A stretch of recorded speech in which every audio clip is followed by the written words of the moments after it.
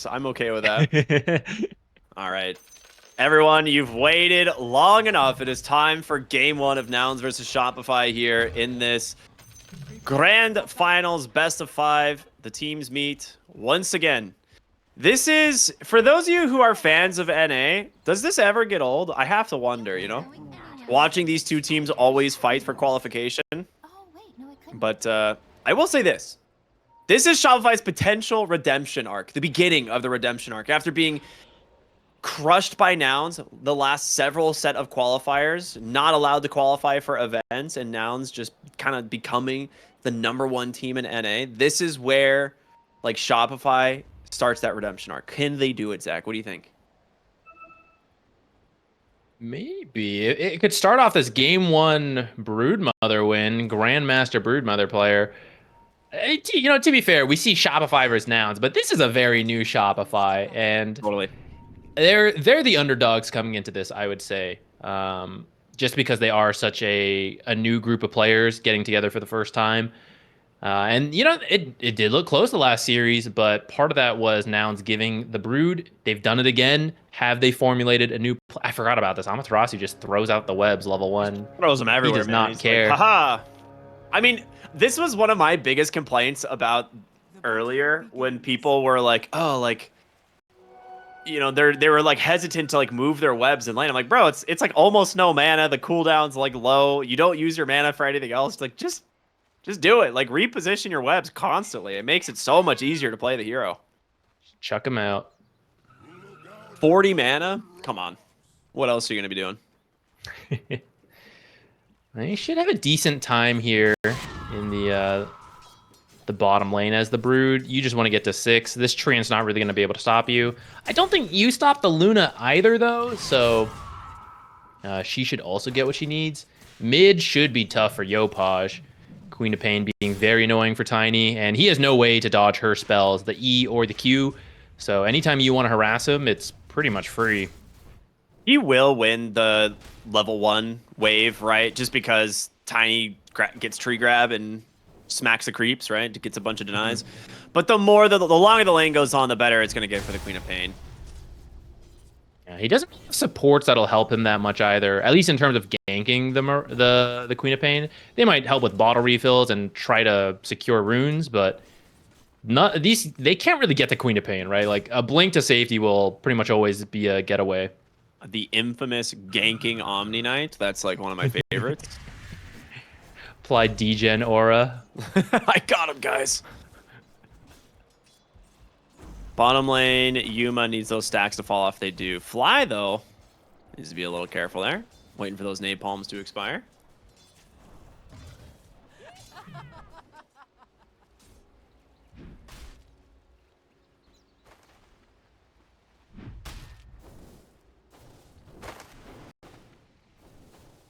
I feel like this... Careful with that courier. Yeah, I was just about to say this. I feel like this lane should be okay for Nouns topside. Like, the Wind Ranger is going to have a decent time, but I think once you have more levels on the Grimstroke and the Mars, like, they can actually, like, probably reliably kill that Wind Ranger if he happens to walk away even for a moment on the Omni Knight. Like, that's a lot of damage between these two. Omni does get a D-ward top. Lotus actually attacked from low ground to high ground. Kind of revealing that ward. Oopsie. Though I guess in a way, it's also baiting the sentry to not be able to use it on camps. Maybe some big brain play there. Sacrifice an observer for the camp availability. Aha, got him. Copium. That's like the... never mind. Ooh, I was gonna say, courier it's a kill? name. Ooh, does he get it? Yeah, it's gonna deliver. Does but deliver the items. We'll get the Lotus as well.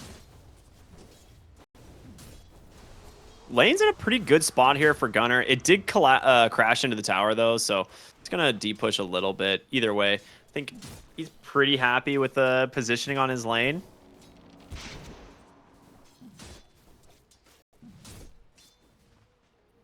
So mid does look like Tiny has a couple extra denies, but last hits are about even. Bottom, the Brood is off to a good start. Now, Luna's also at a good start, but like, which hero is going to participate first? It's the Broodmother getting 6, starting to take your towers, place those webs over to the mid lane, just taking over your jungle. That's the scary part for Nouns here. And you knew this Brood was coming. It was literally a first pick Brood. So how are you going to deal with this? I feel like at some point you're going to have to rely on your Mars to just come through the Twin Gate and kill her. But the other problem is, well, we'll come back to that thought, is Fly taking a lot of damage. Well, they're actually turning it back around. Hold on, Yuma underestimating the Luna. He's got a Lucent Beam in 1, and that is the first blood. That was so much damage coming up from that Leech Seed and the Nature's Grasp. Yeah, was he tanking the tower, or was it just the Luna free to attack that whole time? I don't think he hit the tower. I was trying to see his death summary, but I didn't make it. Yeah, I don't think he made it into the tower. Only I think only 1 tower shot or something. So it really was just the Luna right next to him. I guess it was the glaive bounces, right? Just the 2 heroes next to each other. So 2 points. A lot of glaive value right there. Plus, of course, all Lunas pretty much go the facet that gives you damage based on Lucent Beams, right? So he was sitting at like an extra 8 damage during that since he had the 2 beams out. Yeah, and a level 2 beam compared to old builds, right? That's an extra 80 damage he usually wouldn't have. I believe there were 2 Lucent Beams to finish the kill. You used to just have to put all your points in your passives, but now that one of them was moved to your innate ability, we're seeing Lunas go back to maxing Lucent Beam and getting the ultimate. Nice shackle there from the Wind Ranger. Prevents the Ink Swell. I'm surprised. Skem's taking a lot of damage there. Fine Art would have finished that. True, actually. Does it increase the damage it does? Yes. Not the base damage, but the damage per unit hit goes up an extra 10 per level, or like a flat 10. Yuma in a little bit of trouble here. Does have a Lotus to play around. A Wand's coming off cooldown as well. I don't think they're going to try and go for the dive, are they? Oh, looks like they are, actually. Being in from the tree end. Yeah, Glaive's doing a lot of work as well. Yuma's going to be okay. And will allow them to go for that 6-minute Lotus themselves as the Leech Seed going to try and just top off the Luna here. This is the annoying thing about Treant Protector. Like, if you don't get the kill and you commit resources, I mean, Treant, yeah, he's just going to heal the carry right back up, even if he can't actually play the lane, which is why teams feel so comfortable taking Tree early, right? Like, either you're this very strong laner who's just like high base damage, punching, being annoying, or you get hard countered by like a Bat Rider, and it's like, no big deal, man. I'm just going to go stack for you, and I'll Leech Seed heal you, and that's about it. You just play safe. Lose a couple CS, but it's okay because you'll have stacks. Yeah. They're actually pushing aggressively here, and they're going to just force the Broodmother away from this tower. The Catapult going to do a decent chunk of damage. Copy making his rotation down here as well with a Haste Rune. Sonic Wave is available, and it looks like they might just be playing for that Wisdom Rune. They're going to TP on some heroes. Fly tries to... Oh, he does get it. Wait a minute. That's huge. I thought he would rip the ult there, actually. I did too, but... If it's just a full escape... Oh, well, he's just going to haste chase the Brood. He doesn't even need to use the Sonic Wave. Oh, okay, maybe he does. Are we doing it? Insatiable Hunger. Flies dead on the backside. There's your Sonic Wave. I mean, this is a huge win for Nouns. They bring 1 less hero. They trade 1 for 1. The 5 for the 3. Get both Wisdom Runes. That's a great rotation. Yeah, that's big wins. Really cool play. So, like, when they were zoning the Broodmother, that's because the Queen of Pain was zoning the Bat Rider in the triangle. So you knew you weren't overcommitting and then getting screwed over by a Bat Rider. And then transitioning that over into that Wisdom Rune sequence was very nicely done. Coordination of a team that's been playing together for a while.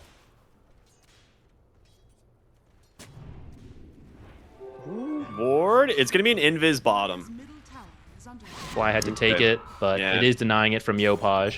It's just a 50-50. Which support's going to steal it, you know? I think you're okay with that one. Copy now going to make his rotation potentially top. No, he'll just hold mid. Doesn't want to let anything hit his tower, as Fly will be the one walking top, scouting out Skem. There's an arena available. Silence is out. Fear to pin him against the wall. Takes him out of the Nature's Grasp, but still plenty of damage to finish the job. So the Invis Rune ends up paying off big. Gets themselves a kill. They can continue to pressure this top tower, or I guess it looks like Yamato is just going to leave to the bottom lane. They know but about they're reading Ward this. scouts it. They have the ward. Gunner's just going to go follow him. He's walking in. He's got the arena. Traps in this Wind Ranger as there's the Eclipse to follow it up, and she is dead. Kill. Going the way of the Luna. That ward is paying dividends right now. That's such a cool play by Nouns. They finish that Omni-Knight, so they do want the Wind Ranger, right? Wind Ranger knows it. She's like, okay, I'm just going to go through the Twin Gate. I'll help Brood take bottom. They TP here first with the help of that ward. Now, it does look like they're going to find a kill onto Lelis, but I don't know. You're carry for the position 4. That doesn't feel the best. They need to get this tower, like, quickly. It's still 30 seconds till the catapult's going to come up, but the Broodmother can still pressure it pretty heavily. They're going to dive Tomato again. Yeah, I think they are. They have no idea that Yuma's up here. He's going to immediately pop the Whirlwind, try and just zone them away. But the Queen of Pain is on the way as well. Both teams look like they're just going to take the tier 1 swaps. Like, they're committing bottom. This tower's already dead. Again, this is Arsonist on the Batrider, so something that we have talked about. It's a Hellscream classic. He's the only 4-position Batrider we've really seen go this route. But they've ran it specifically with heroes like Broodmother, Nature's Prophet, and use that as their way to help assist these early pushes. That's a cool approach to support Batrider compared to the Stoked we usually see. Now, in the end, Whirlwind did manage to clear off the creep wave, so it's a free tower for Shopify Rebellion, and they could still look to defend their own. Though I don't know if Brood wants to show up for the defense, so you probably will lose that tower over time, but it's going to leave a lot of space for the Broodmother to accelerate. And it looks like she's going to go for the mech first, something we've seen Amaterasu do today. Just be the aura builder for his team. All right, Luna back up to the top lane. She's going to go ahead and try and finish off this tower with the help of the catapults. Fortification was already committed. Their mid tower, though, taking a beating here from the Broodmother. Just something that seems to always happen with this hero, and Copy doesn't quite have enough damage to kill those spiders. He either needs the shard or a little bit of spell amp. I would kind of like the shard, because that could let you jump to the Omni-Knight and silence him up. And it's not the longest silence, but you know, if you've got the burst, potentially could be enough to finish up a kill before you can get any of his saves out. Yeah, I don't think he's gonna get it anytime soon. A lot of times you want to get to your Dagon, you want to get to, you know, mid lane. Avalanche comes out, Copy gets the blink away. Does have that Sonic Wave available. He has an Arcane Rune, right? I really thought they would put that on cooldown. But holding it, still got a decent amount of duration left on it, so might still be able to find something. Broodmother is getting owned on those Ancients, it looks like. Is it the splash damage one? Yeah, the splash damage is very annoying for her. Dragon. Not the fastest Ancient taker for sure, but oh, nice. Denies an illusion rune. That's kind of cool. Yeah, Brood is like funny where for ancient camps, like you usually can either do them and do stacks early or you just can't. But Brood can do like individual ancient camps, but can't do the stacks. Yeah. It's kind of like a funny middle ground. At least for now, of course. Once you're high level, everyone can do it. Copy continuing to put some pressure here. I mean, he doesn't know this, but Hellscream was one creep away from level 6. So potentially dodging a lasso coming out there. Some decent space for both cores, right? The Wind Ranger and Luna farming exceptionally well at the moment. The supports are struggling on Shopify, though. Yeah, in the past, Luna would be the one just farming way faster, but the way people use Whirlwind nowadays, it's kind of crazy to see a Wind Ranger carry keeping up with a Luna carry. And they're looking for the Luna top, actually. This is a really cool smoke gang from Shopify, but they're not going to find the Luna. They're going to go through the Twin Gate bottom, and they might fall right into Gunner, who Oh, the smoke pops. He sees Skem for a split second, and that's going to spoil the gank. Unlucky there for Shopify. He just turned the corner at the wrong time. Mid lane, though. Broodmother doing brood things, gets the tier 1 tower. The spiders get low, but just not quite enough. He's going the Sanj Kaya. He'll get it. Yeah. But at the same time, when that finishes, the pipe will be out, helping to give some magic resistance over the spiders. I don't know the exact tipping point, like what items you need on Quap to surpass those auras. It's a good rune.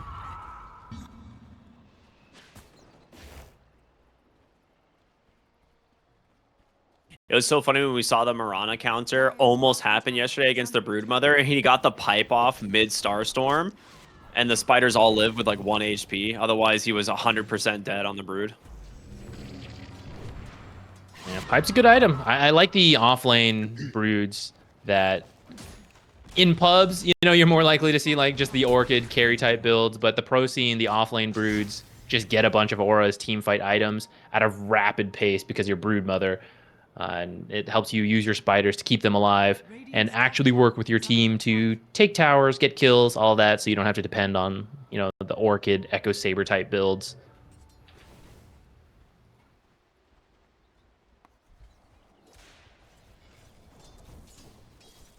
Big rotations mid. I mean, this would be a nice little pick-off. Gunner goes for the blink, has the spear, sent back to the low ground, and he just gets popped. But a nice Avatos in from Yopaj copy. Had that shield rune. Now going to look for Skem. Purification, trying to give him a little bit of space. They end up just dropping the arena. They don't want to deal with the pesky Omni Knight either. Both supports dead. This should open up the mid-tier 1 tower. Yeah, they got a catapult wave here. I don't see a way to defend this. They'll fortify to buy some time, but there's too many creeps here. Oh, Luna's here too. All right, that's definitely a dead tower. All right, good find. Tomato does finish the Gleipnir, so maybe you can try again. That they were smoking. It didn't quite work out because Hellscream got found first by Nouns, who was also grouping up. But maybe you can just try again, since you didn't really use any major cooldowns in that last attempt. But Arena should still be down for, 50 seconds.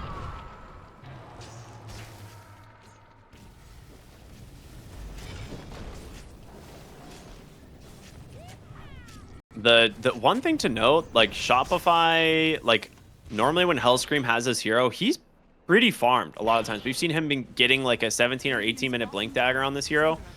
He is struggling, I think, for the first time on this Batrider that we've seen. And he is at least helping take towers. Like he's, you know, Arsonist does quite well at doing that, but tier 2 tower in the bottom lane. Is this just dead? Are they not going to be able to respond to the Broodmother push? They're making their way in. Oh. They find the Treant. They're going to go ahead and toss him out. Does he get the overgrowth? He does onto 4, but can they get out now? A huge Sonic Wave as well. Can they get Yamato to safety? No, it's the Eclipse. Oh, you tossed in the wrong hero, Shopify. That's going to be a massive win for Nouns as Yopaj on the run, hits an avalanche, but silenced up, trying to just TP to safety. He's going to make it out, but oh my god, the cost is heavy. Man, they thought, well, they had taken so much of the tower for free. They're like, oh, they must not be contesting. Oh, there's a Treant here. You know, maybe he's just trying to slow us down. Let's just grab that. It baits them all in. That overgrowth catches everyone into the arena, into the Sonic Wave. Like, you don't even have a fighting chance at that point. How many times when we saw this specifically yesterday, right? At the very end of the game, the double Sonic Wave into the arena, it just does so much damage. And I'm not surprised that it's working just as well early into the game. Like, these heroes don't have enough HP to sustain that kind of damage. It's going to be difficult, especially with that last fight. The offlane Brood usually wants to get her team in the lead to start. Not really a hero that's looking to play from behind, but unfortunately, that's what's going to be happening here. They are now 6k down at 18 minutes, and you're now going to have to play this game where you delay things out for the Wind Ranger to really come online, which is unfortunate. She has the Gleipnir, but she's a long way off from the BKB and the eventual Daedalus, I imagine, where she really comes online. You got to drag this game out for like 20 minutes. Gunner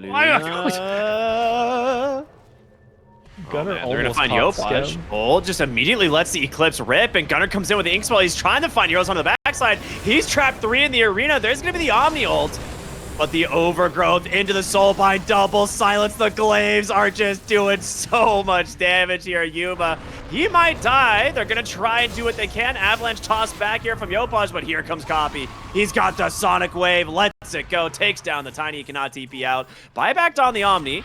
Might be able to get this Hellscream Batrider out of here, but we'll see. Inkswell up. Copy, he's gonna blink, tries to find the Batrider, doesn't get him. Amaterasu quite scary here on the Brood Mother though. Yeah, you gotta be a little careful. Amaterasu, he's just been whittling away enemy heroes this whole time, though no more spiders. I think he needs to be careful now. Copy can just snipe him. He's got an Inkswell, jumps in. They will get the stun, trying to be safe from Skem, gets the repel, and that's doing quite a bit of work here. In comes Fly. He's trying to get the root, doesn't find him quite yet. Holds him off to the side. There's going to be a dust. Dude, this fight's been going on forever. Wind Ranger is back, coming in, power shot. They're going to lose the tree. It's time to call it quits, Nouns. They are done with this fight. That was really close. If Quap, so she had to guess where the Batrider went. If she does correctly blink in with the Inkswell, finish that kill, makes the rest of that easier. But because she doesn't, it just kind of drags on long enough that Wind Ranger comes back into the fight after dying however many years ago.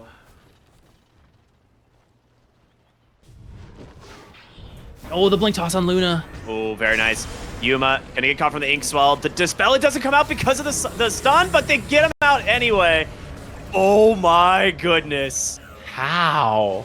I have that no even... idea how. It looked so good. You get the perfect grab, the Luna, but the save was just barely there from the Grimstroke. Dispels that lasso, man. like you said, and my goodness, those supports are not tanky enough to deal with this damage quite yet. The spear out. Does Copy have the ult? He does. You might have tossed him in a little bit too far. Nice shackle. Okay, he's not chasing. Surely he's not chasing. Copy! Okay. He's got 12 wand charges. Spear, not going to connect. He needs to blink to safety. All right, this guy is... Oh my god, he's allowed... All right, a little overkill. He actually killed him with just the Scream of Pain, but already ripped the Sonic Wave. But what a statement, man. Jumps in front of the tier 3. They don't even have a tier 2 yet. They're all still up. Copy is such a fun player to watch. This guy pushes the limit with some of these mobile heroes. His Puck, his Queen of Pain. It's actually so fun. He just doesn't... He's just no cares. Like, he's not afraid. Like, ever. You know, is what it really seems like. And yeah, going for that play, managing to find the Wind Ranger... She might have died to the dagger anyway. I don't think he realized how low she was. This Tormentor is not happening at all. They need to back, right? Surely. Well, okay. Again, one more spell combo. They got it. But Brood Mother into the Inkswell. Brood Mother gets chain stun down, and just like that, it's gonna cost you a big hero. Yeah, maybe you get the Tormentor, but you're so low, you have no chance of even going to go help that Brood. Otherwise, you would just feed off more heroes. This should open up Roche now. Brood is the aura hero. With her out of the picture, you're not interested in fighting whatsoever. So free Roshan over to Nouns. Chat, get ready to ping the time. It's important. It's a good skill to learn.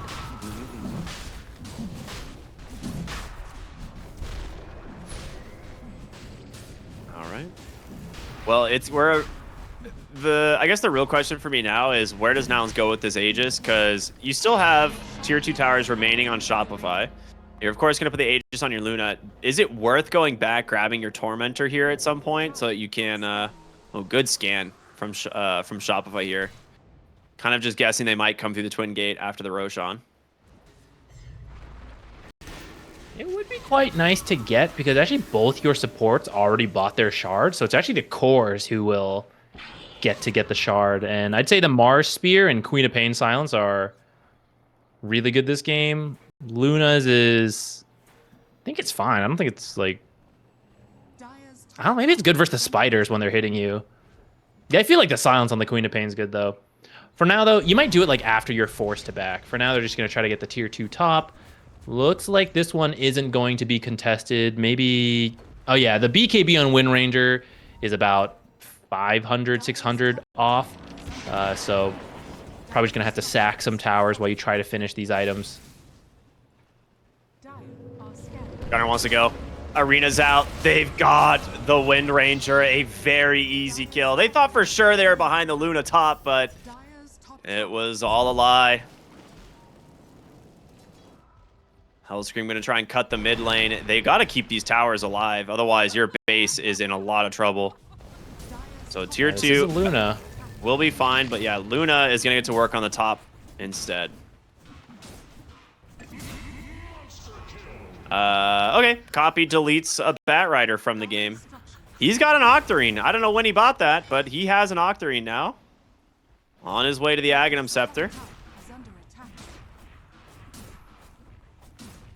Wop's now made it to his team, who is just taking this tier 3 for free. It's been a little slow while they had to wait for the next creep wave, but now that that's down, the glaives are going to start bouncing around, and this is going to be the first barracks taken. I like that he sends the illusion forward to hit the, kind of like the buffer building. Oh, toss back. Yuma in a little bit of trouble. They're too afraid to fully engage, though, and I don't blame them. Like, this is an Aegis Luna. You've got so many heroes behind them. Gunnar, Inkswell to dispel, gets him out. Nice sidestep there to prevent the shackle. Arena's in 15. He has a BKB. Needs to be a little bit careful. Yamato's going to come in with that whirlwind. Gunnar trying to absorb as much of the damage as possible. There's going to be a nice overgrowth. Yuma dispelled, turns it around. He's got his BKB. He's got so much damage. 84 bonus from these Lucid Beams. He's trying to get some help from Scam, but it's not enough. Copy now going into the base. He's got that Sonic Wave at the ready. Will he delete this Omni? He's going to try. He gets him a decent attempt to toss him into the fountain, but not enough. Nouns claim the lane of barracks. They get 2 more kills and an Aegis still available. 2 minutes, so they have time to, looks like, reset a little bit. Queen of Pain gonna come bottom, make sure that's pushing in, so once you finish the mid tower, you could maybe head over to that bottom, get both so that you can open up the entire enemy base. They also scout out an amplified damage rune. Wonder if Yuma will turn around to go pick that up. Maybe you skip bottom tier 2 with that amplified damage on the table and only a minute and a half on Aegis. Just go straight for the second racks. Mid lane, again, the Inkswell. This time placed on the Luna and a spear back from Gunnar just to put him in the secondary stun range. But the idea here is you just protect your Luna. Like, you can't engage this hero when he's got the Inkswell on him. Yeah, it's really tough. It's not only the strongest spell, but it actually heals you too at the end based on how much damage is done. This is your last fortification you're gonna have on the side of Shopify. You do not have your auras on the Brood Mother. You just have to give it up. 20 seconds. Yeah, they're gonna try. Solar Crest out, and they're just gonna back. Sit behind this Luna, as now the Glaives can get to work on the Raxes as well. And this is going to be blocking the Blink Daggers. Like I was saying, I was going to play this on the last one. He throws the illusion forward to the buffer building, so the Glaives might bounce to your Blink targets in the backside, things like the Batrider or the Tiny and stuff, right? So it's a pretty cool idea. He just did it again, right? So yeah, Luna also has the night vision on the illusion, so helps you get vision of the enemy base, which can be tough to place your observers in this area. So the illusion, very safe to just send forward, cancel the blinks, but also just see them coming even if they're not canceled. All right, well, that is a 20,000 gold lead. That's a pretty good first Aegis, if you ask me, in terms of what you got out of it. Yeah, I think this is the desperation smoke, right? Like, we have to find some big kills right now or this game is just over. But unfortunately, Nouns has completely dodged this. They're going to get to reset, spend all their money. Oh my god. He has an amplify damage. Gunner has a that was sight. still there from earlier, yeah. This is a disaster if you walk into this on Shopify. An amplify damage on this Queen of Pain who just finished the Ags. Gunner finishes up his Scythe of Ice as well, so you have so much control. I want to see the Ags interaction just once. Like, I feel like this game's about to end soon, but please, copy. Go find the spiders, press Q. Like, we all want to see it just one time at least. Dude, if anyone is near those spiders, they will die. It's happening bottom, maybe. Copy, do it. Those aren't spiders. Well, they'll just let the Grimstroke clean them up. They scout Yopaj. He gets the blink, though. Conda done. Level 20 talent up on Yuma. That's Soulbind into just like the double Lucent Beam. For those of you who maybe forgot about this was very popular when like Luna's Conda like build first came out. And Grimstroke was a little bit stronger of a hero, but if two heroes are grouped up on the Soulbind, it will just nuke them both, like, completely to death. It is a ridiculous amount of damage. That's the last tier 2. Now, you don't have to force this too hard. You can just keep slowly sending Luna illusions for now. Yeah. Roshan, it's a minute off, but one way you lose this is you commit too soon to the high ground. They kill you. Fast Rosh spawn, they get that, right? And suddenly they're back like 10k. So I wouldn't be surprised to see Nouns take this safe for the first win. Just hold this map, wait for that Rosh. See if you get a pick off, perhaps on Amaterasu. That's the big one. He's silenced up. He's going to get repelled for the moment, but the arena comes out, and you cannot escape the Soulbind into the Eclipse. Yuma deletes these two heroes. Gunner's going to jump in, look for more, pops the BKB. The double buyback is there, but the lasso instantly dispelled. He's just going to BKB TP out. He's gone. Oh, Copy just turns around with a Sonic Wave for fun, but gets caught from the lasso. Silence here will prevent the Tiny from helping him. Gunner's got to rejoin his team, but I think, honestly, Nouns, they can just delete them. He goes in again. The Dagon is way too much damage, and Yuma still got the BKB at the ready. The Overgrowth catches Yopaj. He can't leave. This game is over. Nouns crush Shopify in game 1. 29-6 at 30 minutes. That last fight was giving me Aghanim's Labyrinth flashbacks, man. And you're gonna have to kind of wait for like this Blink Dagger Tiny plus like the Mirana to try and find him over and over around the map. They have great synergies with the Mirana, I will say that. Like there's, 4 heroes that you can set up the arrow with. And I think it's always really important whenever we see Mirana from the support position that you have people that you can synergize with. Agreed. Solar Flare will be really nice. If you can come out of the laning stage decently on Shopify Rebellion, like, you have some really strong synergies.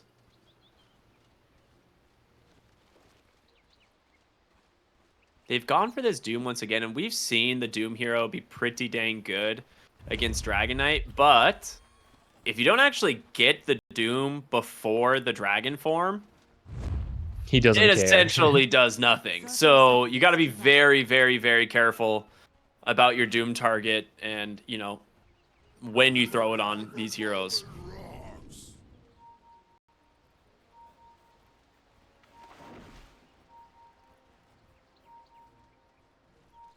Smoke's popping in the mid lane here. They actually haven't committed a ward in the mid lane here for Nouns. Oh, there it is, finally. The battle begins.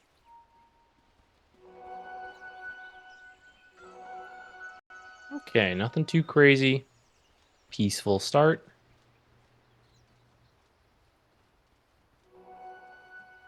Doom going for a very early creep block.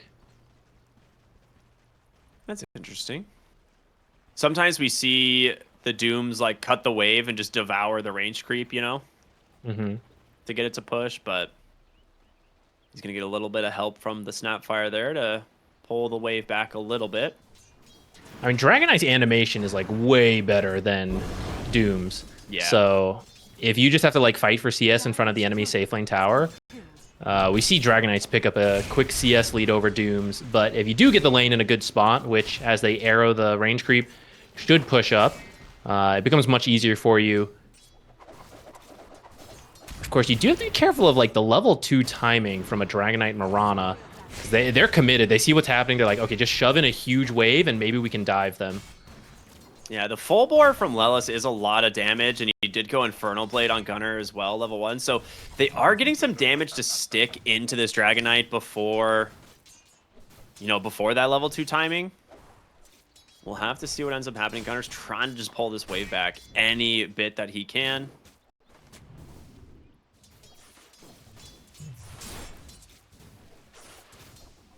Meanwhile, mid lane, the first few waves should go very well for Yopaj here. Ooh, that's an... Oh, okay, you didn't get the die. Never mind. I was like, that's going to be very awkward, but Yopaj doesn't lose the XP on it, so ends up being just fine.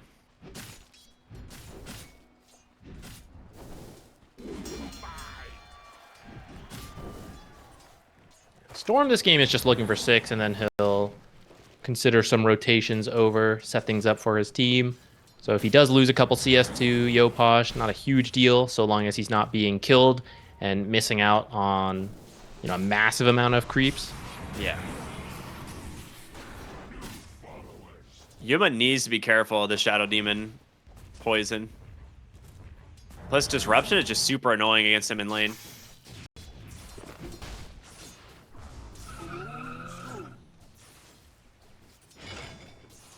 So far, lane's looking pretty even. There's some extra CS on the Mirana, of course, thanks to, being able to arrow creeps. I guess Gunner is the one who's really struggling. Sitting at 6 right now on this Doom, which is not good. Like you mentioned, being able to kind of CS as the Dragon Knight near your tower, the Breathe Fire plus, just the better animation makes it really rough. Yeah, because Doom has one of the slowest base attack times at 2. I think like Hoodwink's the other one, right? Yeah, so, Hoodwink and Treant are the only ones that are longer, I believe. Or is Doom's longer than Treant? I don't remember. I'll double check real quick. Yeah, I know Doom Hoodwink's is is the 1.9. longest. Okay. Tree is also 1.9. So they're slow, even though Dragon Knight has better, like slightly less damage, but the animation's just faster. At the pro level, all that stuff matters. For the casual pubs, a lot of people don't even notice the base attack times and all that, but Tomato showing, right, like, use any advantage you get to win a game. Ooh, Dragon Tail into arrow, blood grenades out. This might just be the first kill. He's got double bracer, though. Cookie to safety. All right. 1100 HP on Doom at 4 minutes. That's quite nice. He's going to need to get some extra regen out ASAP, though. Instead, First Blood's top is Hellscream. Pops fly on the Tusk. Most likely 5 Shadow Poison stacks, if I had to guess. Looks like it's level 2 Shadow Poison. And Gunner ends up dying bottom anyway. Just to a Breathe Fire. Maybe get hit by an arrow. I see arrows on cooldown, so maybe from the trees or something.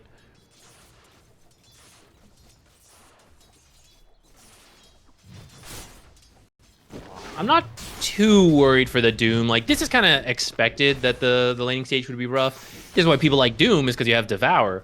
All right, even if you have a rough laning stage, you will eventually get the gold you need to do whatever it is. In this case, phase into...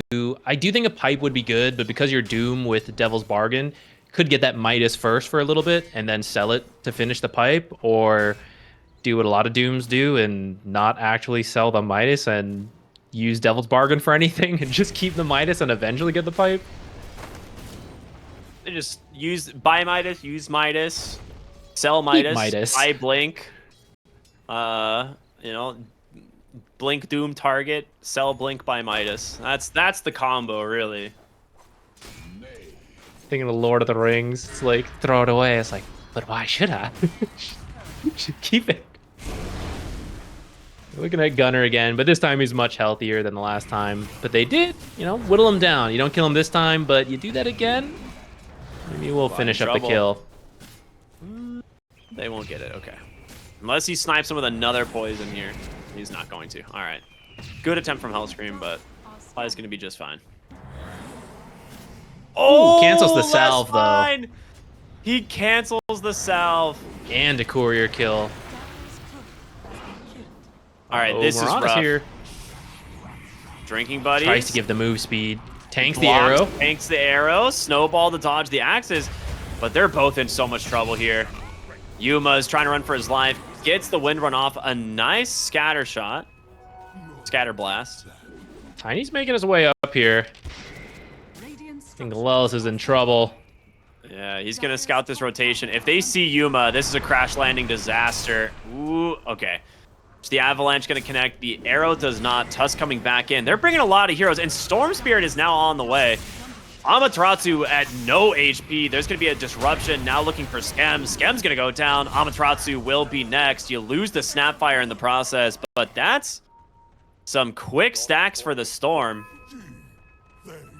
Very nice. And he rotated second. So while Tiny was gone, he just shoved in the lane, made Tiny miss some XP.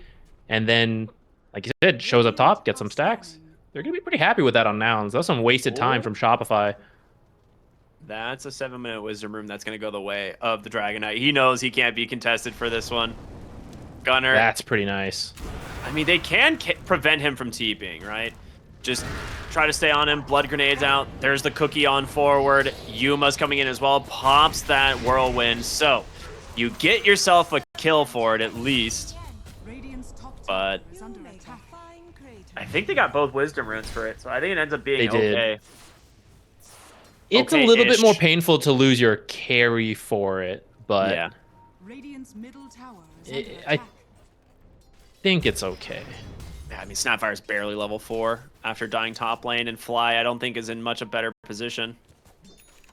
I think what will determine if it's okay is what you get done when your supports hit level 6 first, right? Yeah. If you can pay it back to the Dragon Knight, then it works out. Mid lane. Arrow, dodge, nice snowball in. Do they have the damage? They're going to try. Great shards block from Fly. Actually just traps them both. I thought maybe they'd get Yopaj. Cookie off the mark thanks to the disruption. Yopaj trying to hobble away here. Yuma with the wind run cannot finish the job. Oh man, those shards actually end up hurting quite a bit. I thought for sure that Tiny was stuck in there. In the end, no one actually died. It's kind of crazy. So many heroes come mid. But both heroes having a really strong save in the Tusk and the Shadow Demon will make all these attempts harder than usual. Now Fly, turns around. Thinks better of going up there. That's such a sick read, actually. I think he knows they're there. It's like, where else would they be, right? They're all missing. Well, he's walking back now. Okay. Maybe he didn't know. He catches a shadow poison. He's like, all right, now I definitely know they're there, guys. Careful.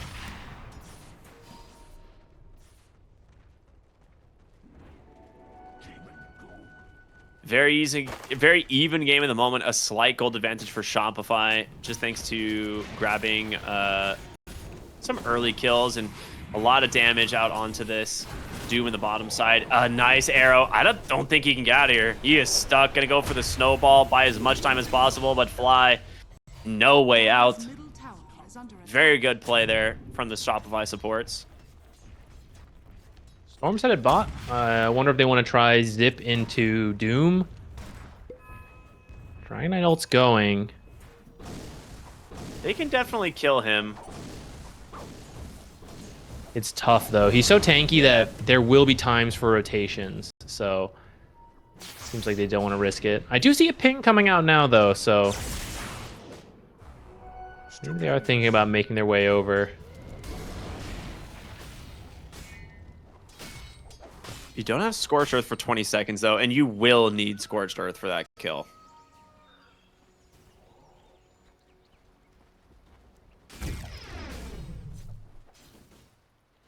Chain Lightning, just 10 minutes too late, unfortunately.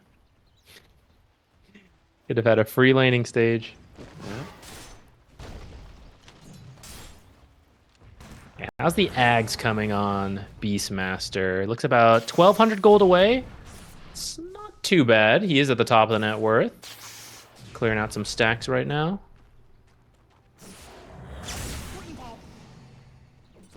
Copy's just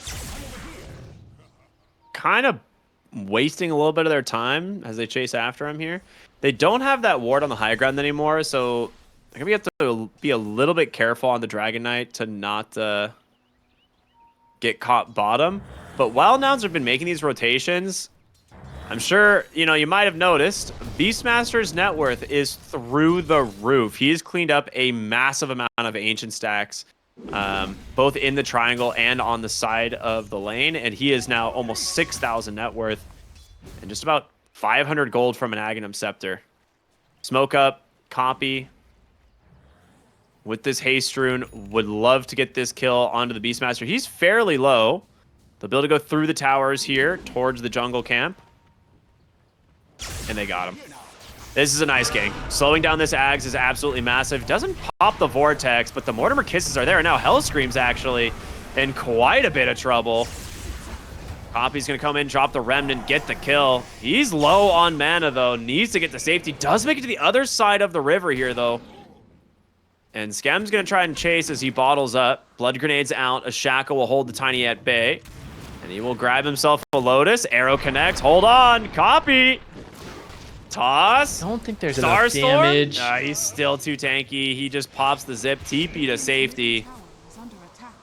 He's out. Nicely done. Not only is that 2 more galvanized stacks for the Storm, but he tried to use Roar to get away, which means you can't even go for a return kill as you respawn. Just gotta wait for the Roar cooldown.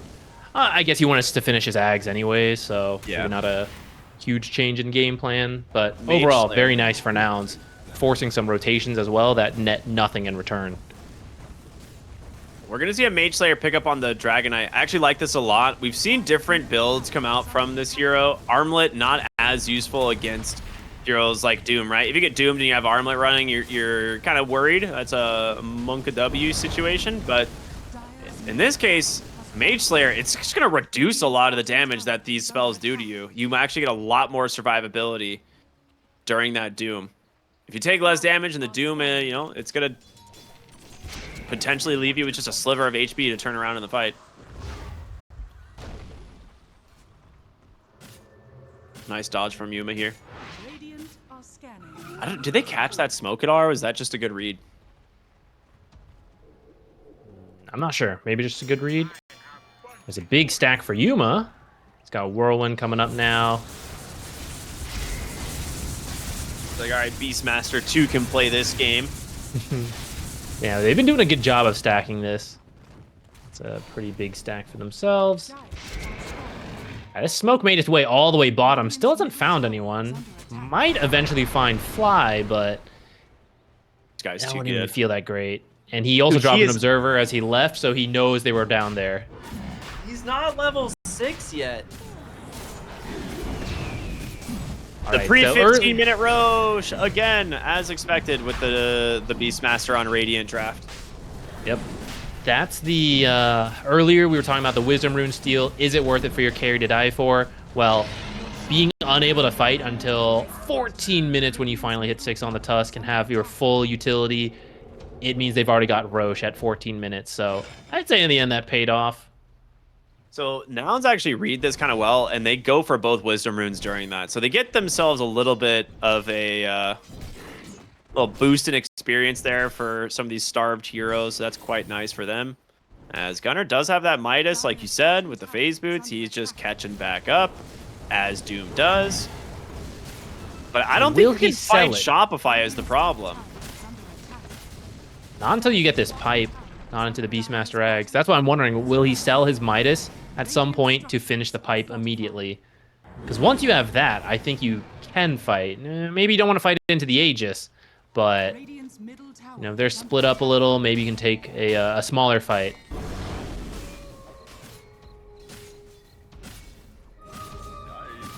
They have a ward here that sees everything. They're going to go in here on copy, gets the Vortex. They get the first life without committing the Doom. That's huge. Shadow Demon's nearby, Dragon Knight nearby. They're just going to back away. They say, okay, we burned the Aegis within a minute of you picking it up. That's good. It's not even a huge commitment, so... No. We'll copy. Does the arrow connect is the question. No, there's no arrow follow-up quite yet. He does have a Witchblade now, so copy is a little bit scary for these supports. And that little bit of armor goes a long way. What? Oh, there's going to be the roar, the blink in from Yamato as well. Quick cleanup there onto the Tusk. So a blink and the Mage Slayer is going to be the first set of items here for the Dragon Knight. And it's working quite well. I mean, this farms. They're really trusting the Solar Flare to make up for the damage difference. Yeah. Because these are very utility-based items for the carry Dragon Knight. But getting 80 free attack damage and attack speed from your support, that makes this work. Otherwise, I think you would just... Like, you wouldn't die, but you wouldn't be getting kills because it's just so slow.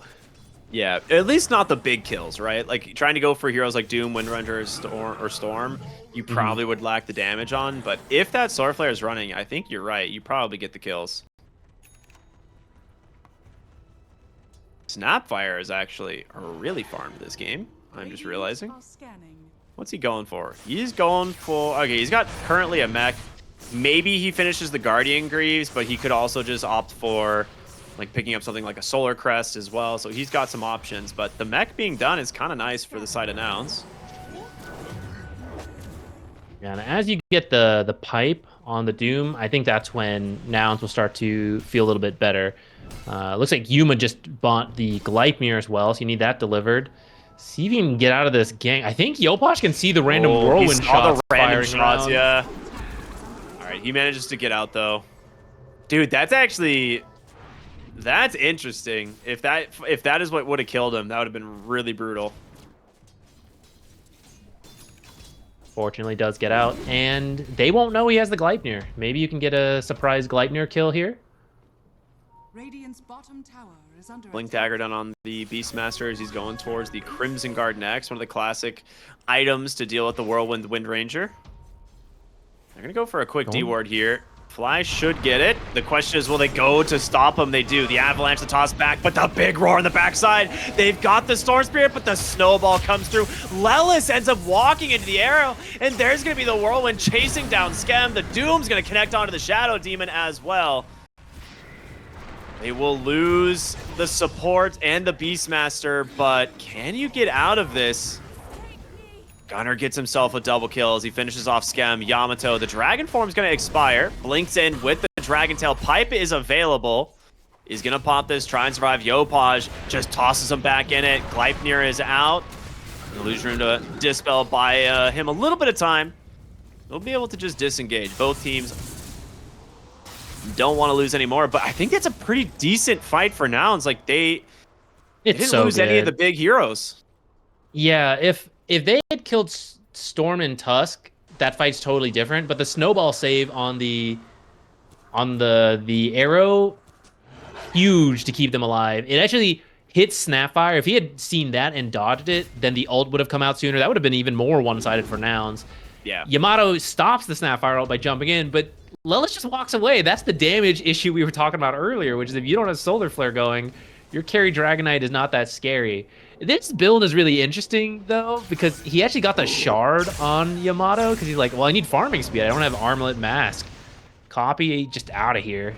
He saw one hero and was like, uh-oh, there's more than one hero. He's trying to get the roar. The arrow is coming through. This is a massive kill if they can find it. Hiding in the trees. Close. He's just juking them back and forth. They will finally pop the blink, the stun, the Dragon Tail, everything they need to bring down this Storm Spirit, take away some of those galvanized stacks.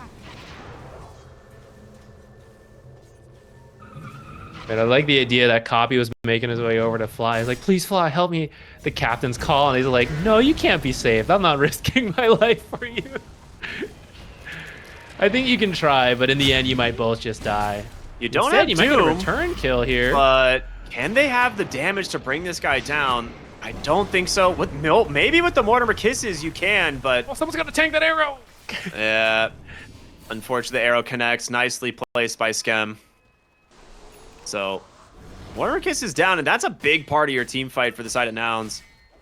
With Copy coming back up, you're a little bit less afraid on the side of Shopify, and they're actually just going to go grab their own Tormentor, it looks like.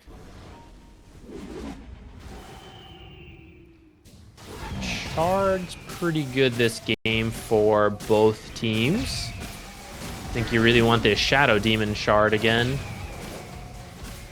Maybe not. Maybe it's not that great this game.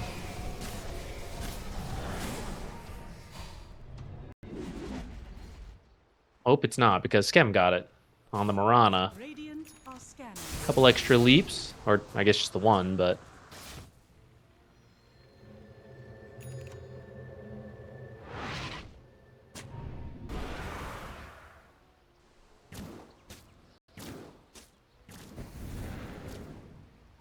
Radiant's middle tower is under attack. I always forget that Dragonite, in his dragon form, can cast the shard from even further. Yeah, dude, the cast range is really far. Yeah, it's a cool build. He's making use of the Mage Slayer mana to be able to use the shard to farm.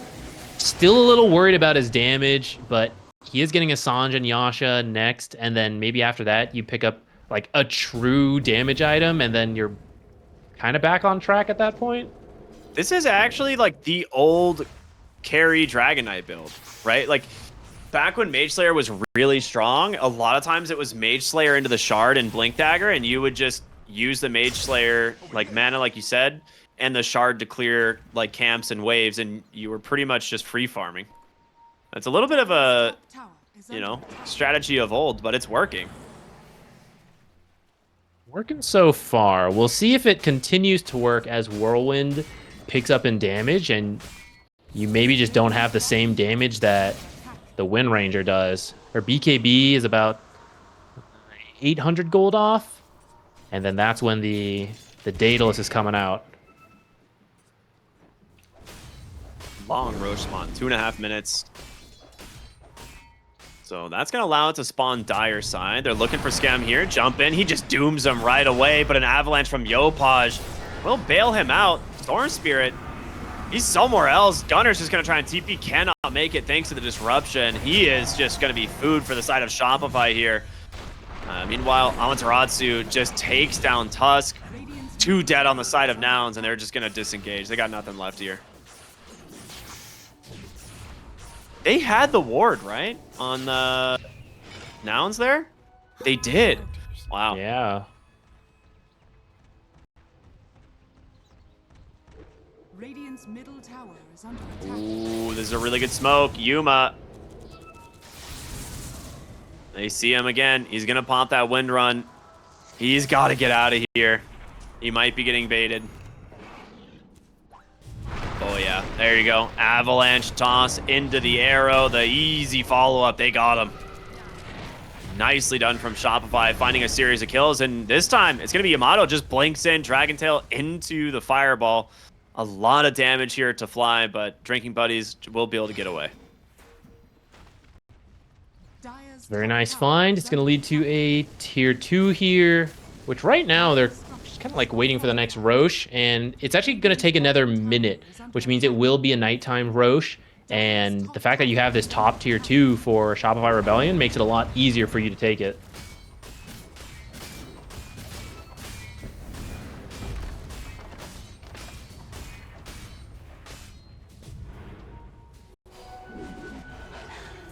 Backdoor protection kicked in on it for a moment, so they backed off, I think a little bit afraid. Dire, they do scan this mid lane. The blink in to the avalanche toss. Gets Copy a little low, but a nice Drinking Buddies from Fly. He's got an amplified damage rune and a BKB. Copy is going in. The disruption, where is it? You need some help. Gunner gets a stun on the Hellscream on the backside. They're looking for more. They're just going to be able to get the Gleipnir stun onto the Mirana, and now when Hellscream rejoins the fray, he can't go anywhere. 2 quick picks for the side of Nouns. Doom still available. As Gunner's looking for a target. The question is, will he find anybody? Amaterasu would be the absolute best grab, but I don't think they're going to find him. So the question is, do you back for Roche? It looks like Yuma's circling it. You want someone to TP in and push that lane in. Amaterasu, he's gonna be, if he keeps going forward, he's actually gonna walk into a ward. And Gunner is right behind him. Radiant's bottom tower has fallen. He's headed down. I mean, you know how far, if you're a pro player, you know exactly how far that ward goes. Currently just outside of it. That seems to have kept him safe. All right. Shopify come immediately back to the top side of the map, which I really like because they want to try and take this Roche away from Nouns. It's Dire's side. It is falling super fast thanks to Disseminate from Shadow Demon. Just deletes 20% of Roshan's health immediately. And with this, Roshan number 2 is going to go the way of Shopify. Aegis into the bag of the Dragon Knight. Meanwhile, mid lane. Avalanche toss into the arrow. A lot of damage here for Fly, but Drinking Buddy's up to the high ground. And a roar is waiting for him. Never mind, he's gone. Nice find from Shopify. I'm surprised Nouns didn't try to go to the Roche sooner while Shopify was still dead. They don't have the best Roche lineup, but I think you can still do it before Shopify gets there.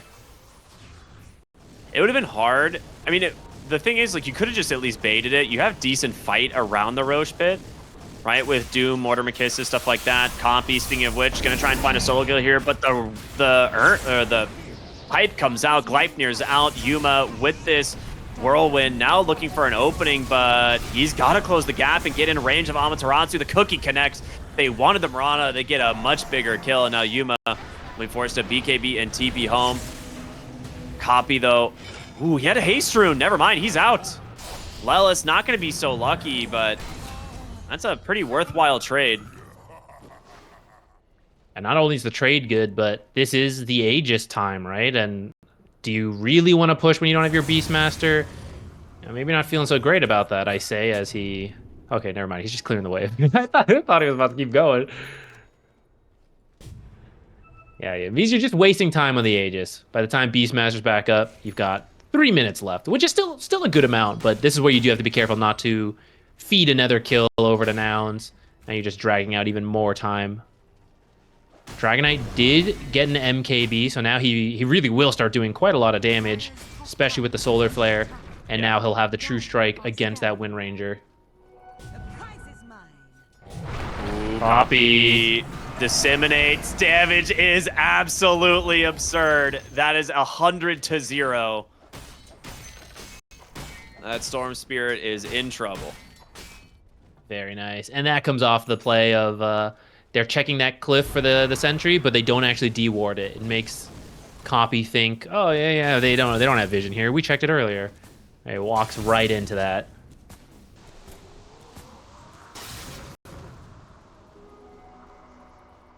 It's also the Conda reveal, it looks like, too, so that was quite nice.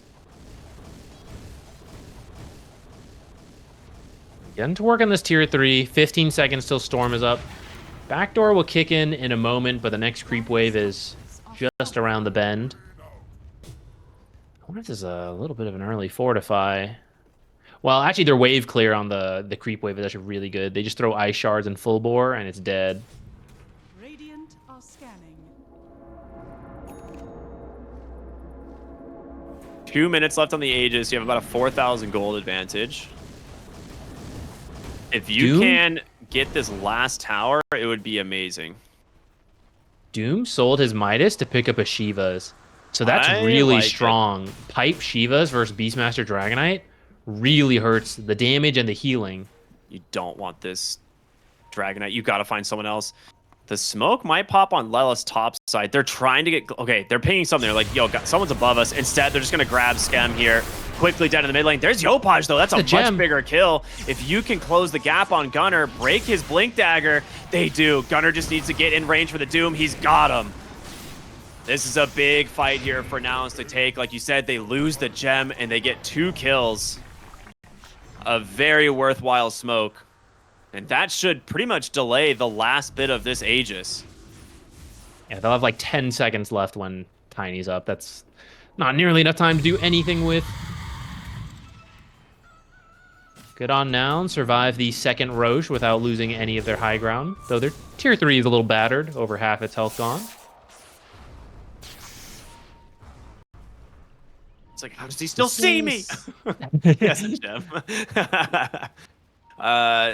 Copy needs to be a little careful. The Blink Dragon Tail into the response. There is again, this Dragon Knight does some serious damage now. You've got to respect it. So he's going to go all the way back to the fountain. Lelos will do the same. They're going to post themselves up here for this last push from Shopify, potentially. Now it's just a Blink Dragon Tail. If you actually have Solar Flare going, that might actually just be like a solo kill. I think he might need a Lincoln's at some point on the Storm Spirit. That's what Wind Ranger's gone for. And interestingly enough, for her damage choice, rather than the Daedalus versus these high armor heroes, she went Lincoln's as a universal hero, so that's pretty solid. And then she's going to go Revenant's Brooch, which is going to turn all her damage to magic to bypass this armor. Pretty cool idea. There are two avenues for the Wind Ranger, right? You either play for crit damage and go the Daedalus because the enemy team doesn't have a ton of armor, or you skip Daedalus since you can't crit with Revenant's Brooch, and you go the Revenant's Brooch if the enemy team has a lot of armor. So it's a really cool idea, and a little bit will be absorbed by the Pipe, of course, as well as the Mage Slayer, but the other heroes, it's pretty overwhelming how much damage the Revenant Brooch Whirlwind can do. So we'll see. I like the idea of this game. We'll see how it works.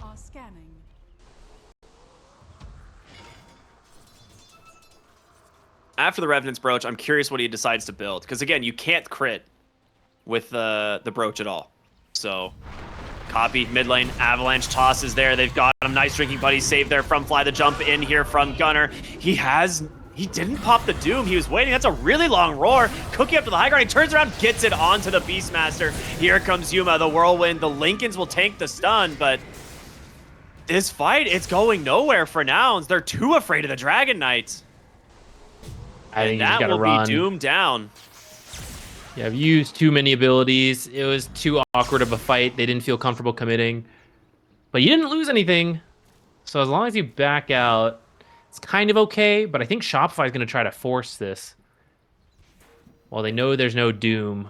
Copy sees this rotation. He's just role-playing as a ward here. He's going to pull Yopaj up. Yup. Have fun. I mean, he'll be able to blink in a moment, but always a classic. They actually see Yuma running bottom here on this Wind Ranger. He needs to leave. He doesn't know, though. Why would they have a ward there? He sees Tiny. Okay, he's going to start his TP right away. Lincoln's. Lincolns! Yeah. Oh, this is massive. It was so close. If Hellscream was even a fraction closer, that was the disruption. Massive escape. They won't know exactly where, but they might suspect there's a ward somewhere in that area if they were following the Wind Ranger like that.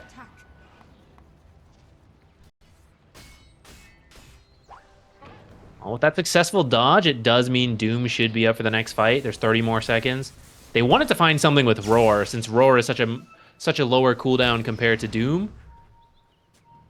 But looks like, well, this tier 2 doesn't look like it's being defended at all. So I guess you finished opening up the base of Nouns. Radiant's top tower is under attack. Dire's bottom tower is under attack. Radiant's top tower is Dire's bottom tower. After Revenant's Brooch, I think Scotty would be cool. There's a lot of healing. You know, I was actually thinking about Shopify? Scotty, but I wasn't 100% sure of, and I was like, maybe I'll sound stupid if I say Scotty, but I don't know. I'll agree with you, but I'm a support player who's never built Scotty, so what do I know? I don't typically see anyone build it on the Wind Ranger, but that's because very rarely do you go the Revenant's Brooch build. Yeah. Now, I you think could with Revenant's opt... Brooch, it's okay. Yeah, with Revenant's Brooch, it might be okay. I agree. So I'm a little bit curious. Wow, he greeted out for the Parasma instead on the Storm Spirit. So this, it's a sick pickup for sure. Dude, they both get out of this. Whoa, my gosh, Nouns are making me sweat here. These escapes are so close. But as I was saying, Nouns greeted out for the Parasma on Copy, and with this, it means that Lincoln's is still pretty far away. Yeah, if he's free, He'll do a lot of damage, but high risk of being killed very quickly. But he's trying to be patient in the way they go in. They're trying to let Gunner find a pick first. Easier said than done, but if that happens, then that does allow Copy to just kind of like wait and choose when to initiate.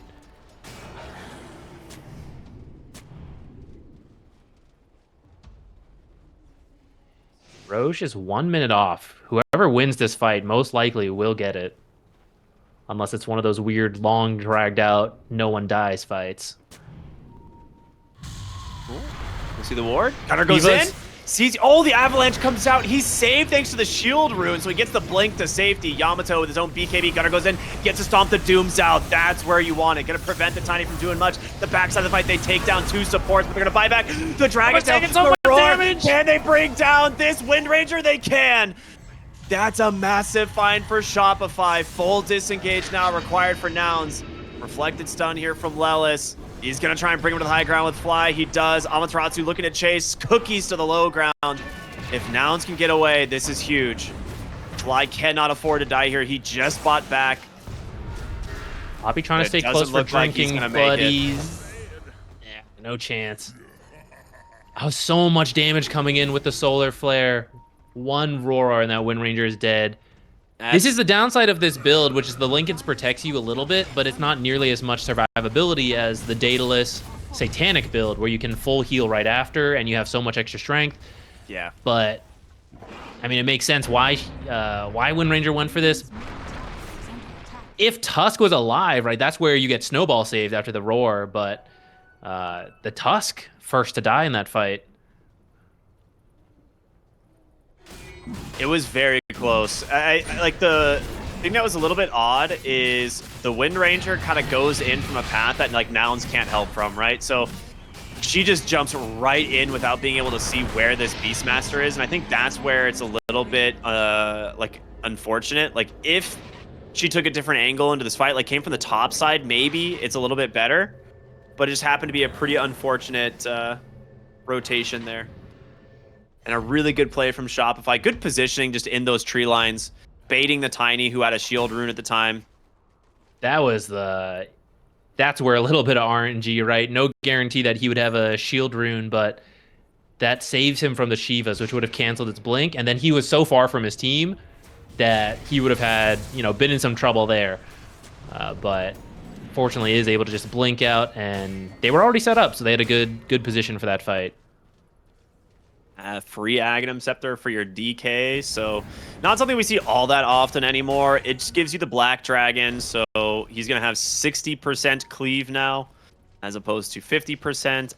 Do you get anything else from this, honestly? I don't even remember. Don't you still get the magic resist? A little bit of move speed and magic resist, is that it? Which is quite nice versus the Revenant's Brooch build. Oh, he actually gets a lot of bonus attack. He gets 40 more damage as well. Okay, it actually owns, holy heck. So 45 bonus move speed, 140 damage. Hold up, we got other things don't get happening. The magic resist actually. I'll try to keep an eye on it. I'm looking through the stats. Actually, I don't think you do actually. Bonus splash damage, attack damage, and movement speed, and cleave. So very cool. I don't know the tooltip, but that's never stopped Dota before. That is true. I'll try to keep an eye on it. The Dragonite is coming in for this. He's going to Drinking Buddies away. They need to leave. Overwhelming Blink stun. Going to get absorbed by the Linken's, of course. But just look at how much damage this Dragonite is doing. The free movement is also very nice versus Ice Shards. Yeah. You no longer have to worry about that. I don't think he's getting extra magic resist, by the way. So. Yeah, okay.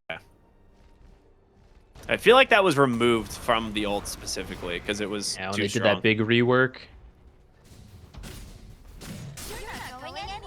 All right, it's a 15k lead thanks to that new free Aghanims from the Roshan. And you're in full control of the map right now. Gunner's trying to kind of just split push the top side, but they can be there pretty quickly. And I don't know if you can stay for this wave. It's going to be close. He needs to blink out. Oh, he's actually got a really good jungle creep, but they find him. He is stuck, nowhere to go. Right on the ledge, 1v1. against the Beastmaster, but gets a little bit of help there from the Not Tiny. respecting the mid lane. 1v1. This Brooch is making its way through This is the Yamato. Revenant's Brooch. It's doing a lot here. Hellscream's coming in to try and save him. They break the Lincolns and just 4 or 5 auto attacks. Yuma goes down. Oh my goodness, way too much damage. They go ahead, pop the BKB on the Storm Spirit, they take down Hellscream, but this Dragon Knight is too big. 4 dead for Nouns without buybacks on the important heroes. This is probably just GG. The Snapfire buyback. Have 70 seconds, no Wind Ranger. This If is you're- looking like it's it. I think they have a banner too, just in case there's like a fortify. If your it's on team was Shadow Demon. closer, you know, initially when you go for the Dragon Knight there, like even if it's just the Tusk, you probably kill Yamato on his first life at least, or at least force the BKB and you can back. But it took way too long. We saw the Revenant's Brooch idea at least, right? Yeah, it. Unfortunately, we just didn't get to see a great whirlwind with. This is the TI one. Yeah, unfortunate. You had to buy the compendium to get it. It's a cool loading screen. Prepare for battle. God, what a waste. Anyway, game 3. I almost forgot what game we are of Nouns versus Shopify here. This will be a spicy one. We've got the 5-position Doom. I was curious. I was like, Gluttony at least is one of those things where it does upgrade the abilities that you get from the Devour, which is nice if you can find the right one. Now, if you don't, it feels a little underwhelming. And I was curious, like maybe he swaps to the Doom duration facet because, like you were pointing out, you really just need to get the right Doom target. And Doom duration is pretty sick, but looks like it is just going to be Gluttony. We'll see how this ends up going. I feel like the innate is 100% useless on support Doom, and that's why we don't see Doom played as a support anymore. He literally does not have an innate. If you're I actually support. completely forgot about that. Yeah. But fortunately, it doesn't really matter because the Doom here is really just about the anti-heal and silence mute versus, or not mute, the silence versus the bristle. Gluttony's kind of cool because you don't want to leave the lane too much, you know, at the start. So now you can actually like build up charges, go eat 2 creeps, and then stay in the lane again for however long. Yamato bottom lane. He's gonna go with the Breathe Fire here to reduce some of the damage. Shards from Lelis are off the mark. Oh man, if you were just more patient with those shards, that's probably first blood. But a really good juke there from Tomato. What is happening? I don't know, what do you mean? Is this a position Wait. 5 Visage? Is Skem playing offlane Doom? Yep. Yep, look at the items. Did they click the wrong heroes? No. I think Amaterasu is like, guys, I just play Visage in every role in my pubs. I don't care. Surely they didn't misclick the heroes, right? Misclick as in I didn't mean to pick Doom, or? Yeah, you know, Amaterasu first picked immediately, right? Maybe. There was this is a time, wacky one. There was a time when Nouns accidentally picked the Meepo on Gunner, and they were like, oof. You know, and just lost the game because of it. But here we go. 5-position Visage. Not something we typically see. I mean, can you not swap in Captain's? No, you cannot. Once you pick a hero, you cannot swap. That's why it gives you the are you sure? Are you sure about that? I guess we did have some shenanigans with that before where people were swapping to like confuse matchups, which I thought was kind of like a 5-head thing, but I also understand why that's kind of like, but this is very interesting. We'll see if it's an accident or not later. I'm sure it's not, right? There's no way. Amaterasu's just like, guys, I don't play Doom. I play Visage. Good, we'll figure it out. So Skem's been upgraded to position 3. Amaterasu's been downgraded to position 5, I guess. I love this. We'll see how this ends up going. Doom, not an overly complicated hero, I'll be honest. So it's worth Amaterasu's a never god. question Let's go. Amaterasu ever again. He still goes death toll. He gets first blood bottom lane against Gunner. This is sick. I'm surprised he didn't get a stick actually on Amaterasu, considering it's a bristle and you want mana. But whatever, maybe he's got one now. He's got 3 clarity. What is happening? I don't know, Dota. What is this?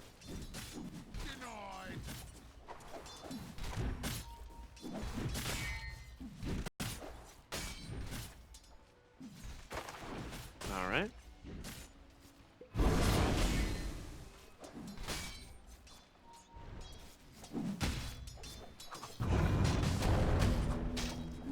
I'm getting some confirmation that there was, in fact, a misclick on the hero picks. I love Dota, man. That's good stuff. So I wonder what they wanted then. They wanted the Doom off lane, so Amaterasu would go play that, and Skem would take the Visage, I imagine. Yeah, I'm not 100% sure. It's one of those things, like, we will find out eventually. Like, but yeah, that is definitely not what I expected. Just very funny, though. I mean, this stuff does happen. Sometimes the misclicks are in the game, sometimes the misclicks are in the draft. I mean, hey, Insania won TI after doing it, you know, so. 5 years from now, look for Amaterasu on the TI Amaterasu stage. wins TI 20. What year was it right now? 29. Huge. All right, well, how's mid going? Pango, few CS lead over the Earth Spirit in his counter pick. Doing okay for himself, but both kind of getting what they need. They have a Hurricane. Uh-oh, Skem gets pulled back under the tower. They were actually trying to go for a dive here with a rotation in from the Visage. Has been killed. And that's going to be a quick kill. Earth Spirit's going to head back towards mid.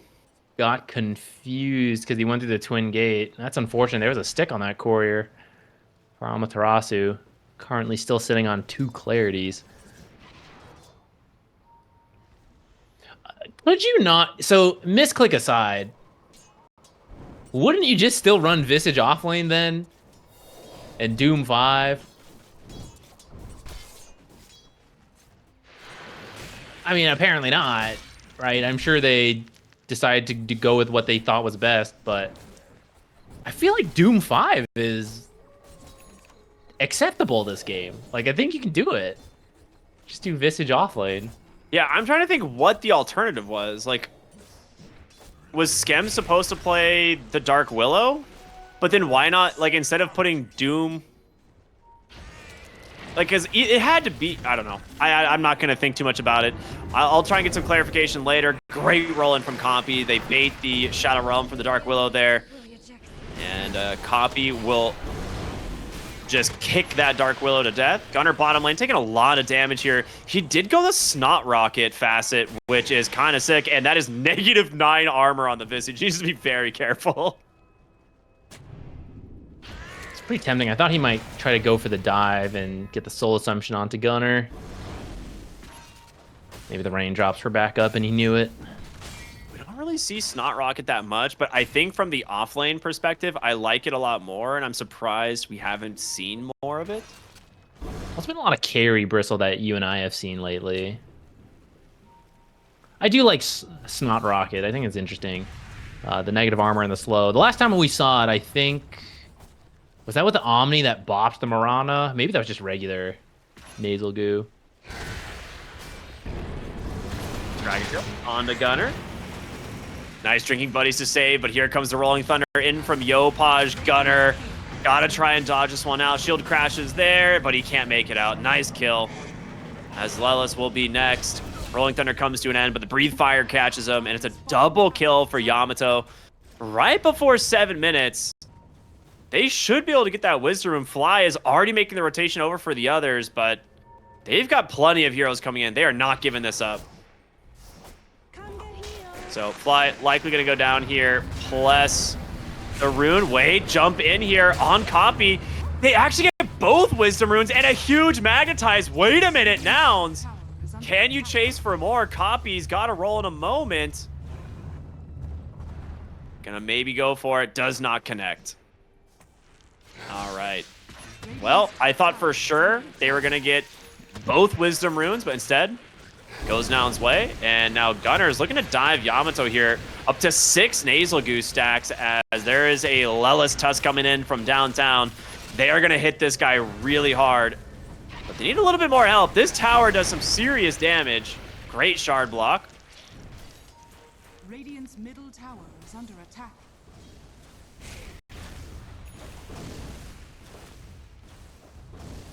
Yeah, I'm not quite 6. Otherwise, maybe you could go for a Doom play.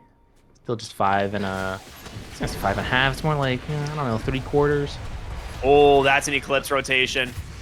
That's very nice. Yuma got stunned up, so he couldn't grab the last hit. Lelis cleans it up, but a very nice movement of the Luna through the Twin Gate to secure that one. Do you think she sticks around here to try and take the tower, or do they even need her? She'll just jungle for now. Can I see her options? She doesn't really know what's happening top. Yeah, there's no way So- for her to farm. Yeah.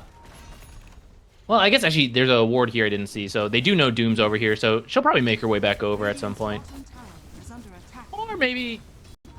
It's up to them. It depends where they want Yuma to sit. Because now that this tower's open, right? This used to be the old thing you would see is that the carry would stay down here once you take this tower.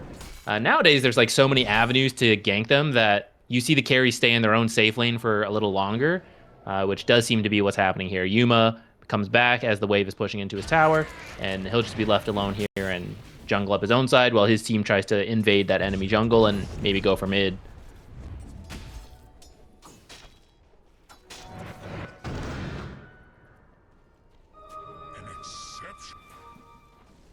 I like the smoke to the bottom lane here, but I don't know if they're going to find anything. The Bristleback would be cool. Getting Gunner would be nice.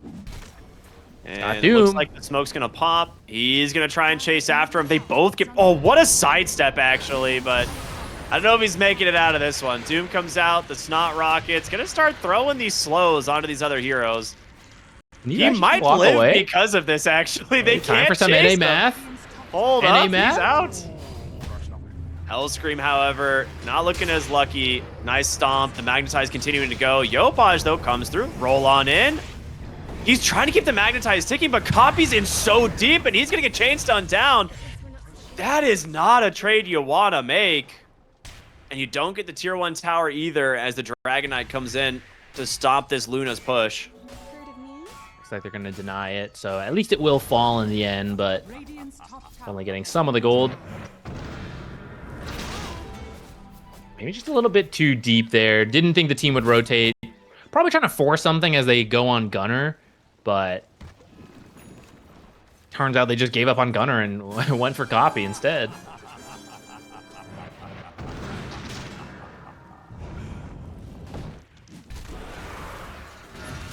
Gunner. It's funny because he just walks away from everything because of Snot Rocket. It's actually incredible. It's also maybe pretty good for the Luna, who's going to be doing so much glaive damage, right? You're actually reducing everyone. Dire are scanning.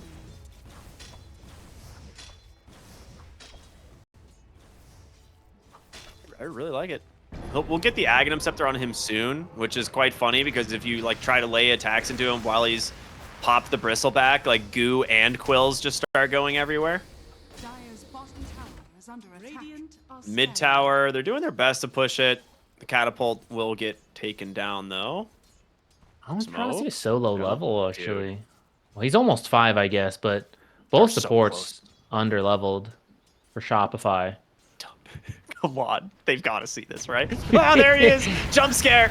In the roll from Copy, but they're not going to do it. He's a little bit too tanky on the Doom. He's gone just double bracers and a phase boots. They're going to be able to drop the Magnetize in the Vessel, kick him back. Snowball is there to dodge the stomp. He's going to drop the Doom, but he gets the roll out at the last second. Gem's going to survive this. The question is, how much more can you get now? Yopaj looking for Lelis off the back of this Rolling Thunder. Tries to pop the Drinking Buddies. He'll be able to get a little bit of distance away. But the slow comes through. Nice shards block. Yamato needs to get in range for this Dragon Tail. Lelis, it's looking kind of scary for him at this point. Terrorize comes out, Dragon Tail connect, or the Terrorize connects. Meanwhile, Luna just snipes Skem in the jungle. He ends up just walking up, hitting the Eclipse, and finds the kill. You kind of needed something going for you. It seems like these last couple fights, Shopify Rebellion was starting to find their footing. And big thing to get there is the level 6 on the Dark Willow. And I assume the level 6 on Visage support, you still take familiars? I don't know. It's so weird. You gotta, right? Rolls in. Copy. He's got the Vessel. Needs to throw that charge out. He does. Nice Terrorize out from the Dark Willow. But Amaterasu has pretty much got nowhere to go. And the kill will go to Yuma.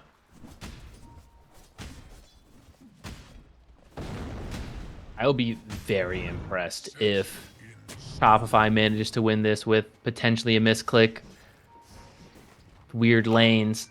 Because right now, Doom is struggling. Visage kind of rich from Death Toll, but very underleveled. I don't know. Like, at the pro level, being out of your comfort zone on your main roles, like, core, carry to mid is, like, one thing. 4 and 5 is one thing. A support and a core swapping is so rare. Yeah. We used to see, like, old Liquid do it. But, like, that's the last thing I can think of. Like, Boxy playing Enigma would sometimes be, like, support. Smoke pops, but they've got the ward to scout this. They will know immediately. And, well, he doesn't actually check the high ground, which is interesting. I thought for sure he would. Weird. Okay, he only gets the sentry there. Lelis. Maybe waiting for his courier? He can use ice shards. Hey, that's what I'm saying. He just uses ice shards to check the high ground, right? Am I missing something? They have to know that the Doom saw them, right? Well, they don't seem to know, and the rest of the team's coming over. All right, he's going to know now. Lelis, drinking buddies away. He's going to be safe, and now they're going to lose their... Wait, did they not sentry it? They didn't. Okay, they missed it.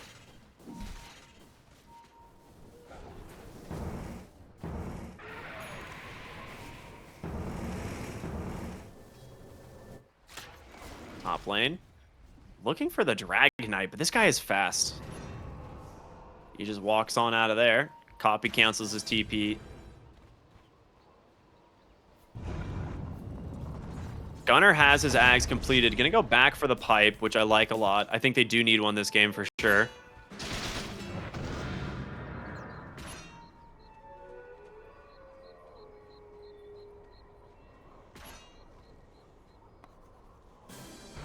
Amaterasu's still kind of going a similar build. Has the drums queued up. He's starting to farm a bit with familiars. I don't know. At some point, do you just play off lane again? I guess, yeah. Well, they're going to be able to just find the Enchantress here. Plenty of damage thanks to the Rolling Thunder and the Dark Willow.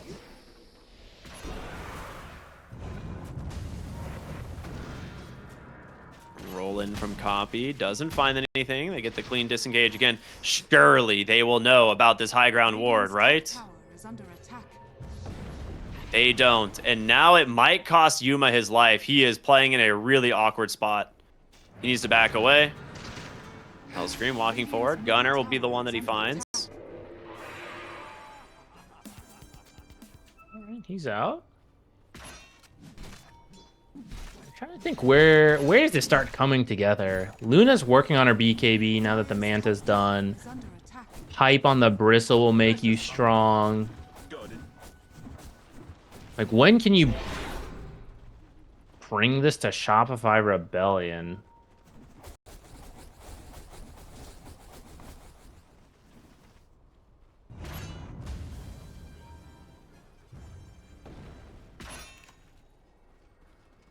Because there's a part of me that feels like the later the game goes, the less the fact that, like, Amaterasu played 5 and Skem played 3 matters. Because all heroes kind of get richer as the game goes, and that's where the players start getting back into their regular comfort zone. Yeah, I agree. The fact that there was a misclick on the hero and it ends up with like a 5-position Visage is unfortunate, but if you manage to stall this out for like 10, 15 minutes and Visage is able to just kind of farm up, I feel like you're going to be in a pretty okay spot. He's just going to go for the Boots of Bearing after the double bracer here. Mid lane copy, gonna get caught. Really nice Rolling Thunder in. The Doom comes out. Dragon Tail as well. They will snowball to dodge out a little bit of this. Gunner walking in as well. Does have that Aghanim Scepter, just trying to get some Quill Sprays to try and blow up this team with the goo. They take down one onto the backside, but Gunner's in deep. He's just getting a lot of use out of this Snot Rocket. It's just hitting everybody. He's gonna go down, but it's gonna cost you Yamato in the process. 4 stacks of the goo on Skems. He's trying to hobble away. They will finally expire, and he's going to be safe. Yuma finds a little mango for his efforts there. A 3 for 2. Not a bad fight from Nouns. In the end, the majority of damage from They're looking for Stem, though. And they got him. Nice dive there. Terrorize doesn't make it in time. The TP in from Yopaj should help him at least bring down Lelis, unless he can get a drinking buddy's friend. He's trying. He's so close. Up to the high ground. Soul Assumption's got him. A good attempt, but well played from the Visage to make that rotation in. Now Yopaj actually needs to be a little bit careful himself. You want Manta dodge. He's still there. He's stuck there, but okay, yeah. Swashbuckle's down. He's fine. Less stuck than expected. Yeah, that... The Dragonite, like, in that last fight there, actually, the most of his damage was done by Fly. So, like, as everyone's focusing Gunner, Fly is just quietly sitting there, throwing out those impetuses with the Dragon Lance, something we've seen time and time again. So he's going to start scaling. And if you're focusing up on these tanky boys, the Bristleback, the Earth Spirit, right, you have a good backline to do a lot of damage. Yeah. Yuma is closing in on his BKB, which will be very nice. He's got that Manta to help him with this push. And an Amplified Damage Rune for Copy. He is really struggling this game on the Earth Spirit. Every single fight is just Yopaj initiating onto him. The Chain Suns are there. Lelis again will save with the Snowball, and with no Doom this time, he's going to make it out. And now he's got his sights set on this Dark Willow. Do they have detection? They don't need it. Kill goes to Yuma. A nice find. Great saves off of Lelis with this Tusk. That's why we see Tusk so often in these bans and first picks. There's just so much utility. Drinking Buddies for your mobility plus the Snowball save has opened up your itemization this game. Solar Crest for the Luna, since Fly is... he's a little more interested in damage this game. Lelis is going to have to buy the support. That's a good shard. It's actually really annoying for Pango, right? If you can trap him in that shard, you can kind of get stuck as you bounce around a bit. Are they thinking high ground? They have the BKB on the Luna. I mean, you can at least chip at it for now. I don't think they want to commit. Yeah, they're going to back away. I was like, I'd be okay with them looking for the mid-tier 1 or the tier 2 tower first. Like, you've got this catapult. They're going to tank for the moment with this creep wave and try and grab the tier 2 Gunner, just clearing up the top wave as well with the Luna illusions. But you need a BKB on this Dragonite to get in this game, and he's not quite there, and I think they know that. And then you fall back for your own Tormentor and Roshan. They're going to try to steal the Wisdom Rune first, and now they're going to leave this area. I guess that's why they were poking the high ground, because they wanted to hang around for that, but it's like, oh, what do we do, you know? We've already took the tier 2, so poke the tier 3 a little bit, get the Wisdom Rune. I thought they would fall back, but they're still sticking around this area. Maybe once this last tier 2 in the mid lane. Blink Dragon Tail into the Rolling Thunder and a Doom once again. Copy. Not having the best game. Ice Shards will hold Skem in place. He's got a TP, but the Lucent Beam is there. Terrorize. Not going to bail him out. A 1-for-1 trade. Once again, taking down this Earth Spirit. You do have a scaling Enchantress, though. So despite all of this, Fly is quite large. Dragonlance on his way to the 4-stat. Might have a full pike, honestly, on his courier. Wouldn't surprise me if he does. I think he does. He does. So. That is a full pike. Okay. Here's the Aegis. I guess you can go back for your other shard. You do want it. Fly's maybe asking his teams, like, come on, guys, I'll have the have Sproink can do a lot of damage. But looks like they don't want to give any space over to Shopify, so they're just heading over to that mid lane tower right away. I mean, both of the support shards are really good, but they already got the Tusk ones, so yeah, I'm with you. I feel like at least I'm getting it either Earth Spirit or Enchantress is solid. They're gonna look for the Tusk here on the top side of the map. They have a blink soon, but nice dodge there on Lelis. Does not get caught in the brambles, and now they are looking bottom. Skem is right here, ready to go. Hits the War Stomp, but you gotta be careful, man. The Luna does a lot of damage. They don't have everyone here, but I guess Shopify doesn't either, so... Uh-oh. Gunnar. Gonna keep his back turn. As the tier 3 tower is gonna... Well, surely it's gonna fall soon, but Gunnar actually taking a decent chunk of damage here. Yopaj has the shield rune. They do hold off on the siege, as they force all of Shopify back into the base. And that's ultimately what Nouns want out of this Aegis. Still 3 minutes and 30 seconds on this Aegis, so you got time to get this tier 2. And at this point, it's only 23 minutes in, but it's a Luna. So if you lose this fight, Drinking Buddy's Luna, she's going to destroy your base. They managed to They're find the looking to Doom. Skem first. Copy's like, I'm getting revenge on this, dude. I'm tired of you dooming me this whole game. Quick kill to Gunnar as he just blasts him down with the Bristleback. BKB now done for the Earth Spirit. So that'll help him out quite a bit. There is still the potential of getting immediately blink stunned by either the Doom or the Dragonite or the Pangolier, but he could BKB afterward, and that might keep him alive. Yeah, I like this. They're going straight to the top 3 that they already whittled earlier. They have the Dark Troll Summoner, so there's some extra damage here. It's a lot of damage. Creeps creep need wave to get here. Okay, backdoor's back down. Amaterasu's familiars died instantly. Still level 1 familiars. Yeah.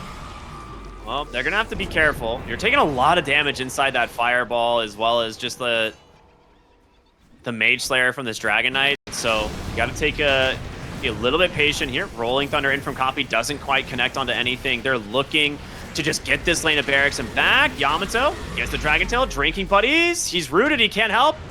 They don't want to chase. A disengage from Nouns as they take the melee barracks. That will refresh the fort, but a little bit of time left on this Aegis. So much junk on the floor in these fights. There's red glaives bouncing everywhere, bramble, fire, ice shards. There's so much junk everywhere. Hoppy going for the roll, see what he can find. There was a ward that barely scouted them, but they managed to dodge it out for now. The chase continues. Who do they find? Nobody quite yet. This tier 3 bottom, it is protected with a backdoor, but I think... Where did it crash? Oh, the catapult. There's just a rogue catapult. See, you can't even see it. I'm telling you, there's so much junk on the ground. All right, Amaterasu's just dead. Ran down from Gunnar here. It's your last fortify. Yopaj needs to be careful. Copy goes in, doesn't quite connect with the Doom immediately from Skem. Terrorize, doing some big work. Dragonite comes in on the backside as well, getting some damage, but a Snowball is going to buy him some time, and Gunnar letting the Quills fly, letting the Snot Rocket just stack up on everybody. Yuma's Aegis, 40 seconds left. It's going to get popped. Copy's back in. Rolls in, hits the Magnetize. It's going to attack 4 of Shopify, and Gunnar just standing his ground. He says, you want to go in my carry, you got to go through me. They're falling one by one. The Eclipse doing so much work. And just like that, Shopify forced back into the fountain as they buy back on 2.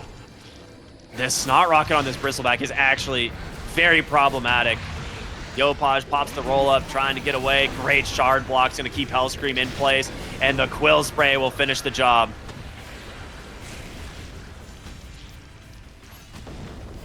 I mean, we usually think of Dragon Knight as being very strong versus physical damage.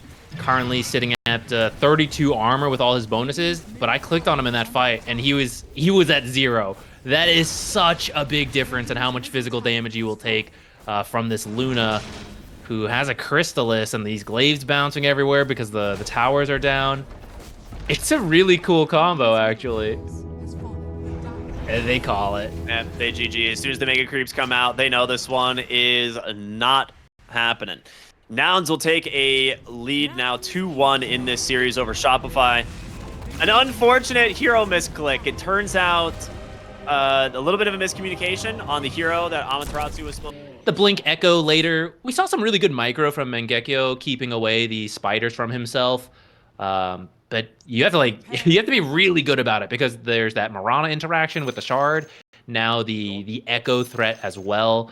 Just a lot of pressure on him. We'll see if he can live up to that Grandmaster. True, the Grimstroke would have been even scarier with the fine art. One day I'll see it.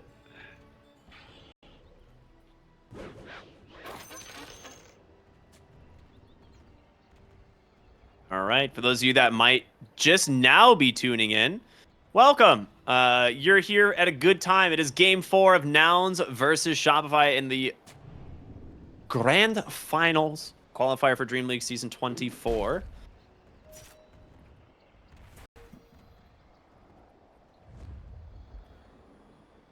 Amaterasu knows. He's like, yeah, there's a ward here, guys. There's no way that Earthshaker would be there without placing a ward.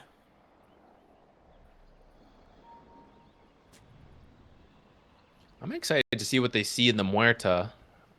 I don't really see what it is, but I know they've got to have an idea for it. We haven't really seen Hellscream play much outside of the Bat Rider and the Dark Willow, right? So this is going to be him on another one of his specific heroes.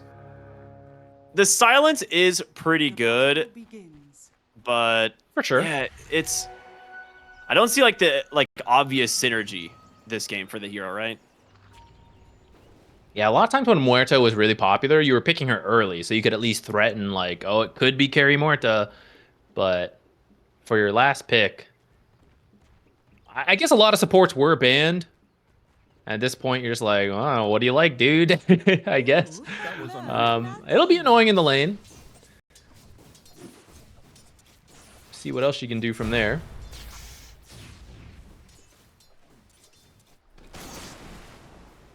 Top lane. Good harassment out here from Skem. Actually, he's actually dead. He went boots first. Dude, okay, Skem, I see you. 360 MS on the Omni, just walking at them. All right, Skem did not have a great time playing Doom off lane. He's like, they bullied me. Let's switch it, guys. I just want to punch him as Omni Knight. That's cool. That's a sick way to start this lane.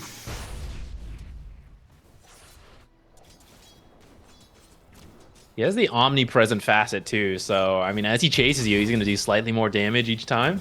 You really do have to run from this hero. Yeah. Boots first, Omni 5. That is sick. What a baller build. It's like, oh wait, I'm not off lane again. Right. I was supposed to do more defensive items. I mean, once they get more levels here on this lane, it's not going to be nearly as, difficult for Nouns to lane this, but you need to get to that level 2 on this Grimstroke.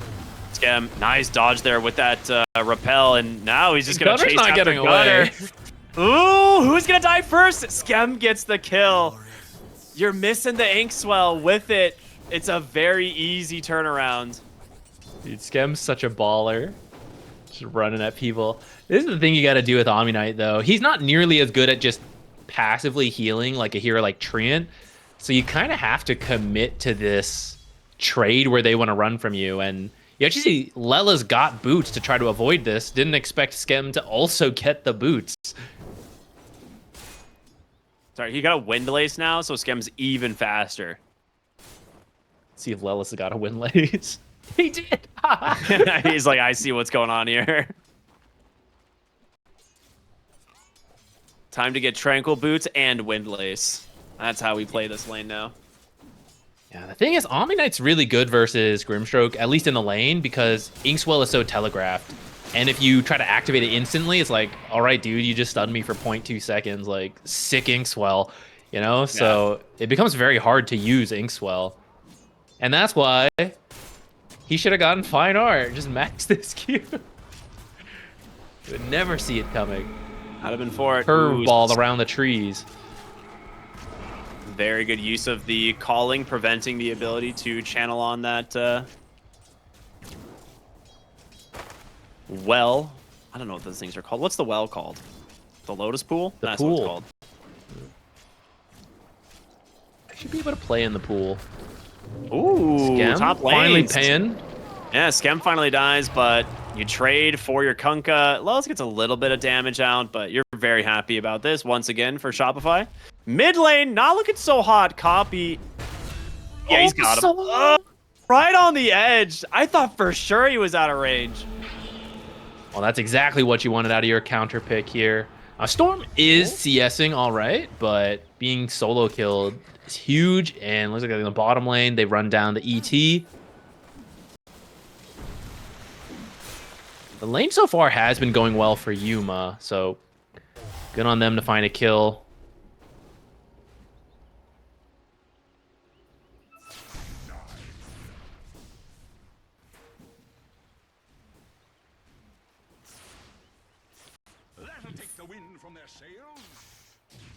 Well, I'm curious which... I mean, the funny thing is about Shaker is when you get level 6 in the lane, if he beats the Storm, which he probably will now after the solo kill, Storm can't play in the creep wave ever again because he will just walk up and echo the wave.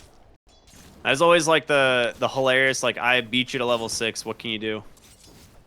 I mean, what you do is he's at least level 5 on Yopaj, so if forced in that situation, he'll just go jungle, and it won't be too bad because you at least have level 3 static remnant. But it does slow you down from when you could potentially gank with your 6, right? Like by like a minute because you're in the jungle instead of the lane. Yeah, that's kind of exactly what's going on here. Yopaj is going to stack the hard camp. Copy. We'll get level 6 here off this wave.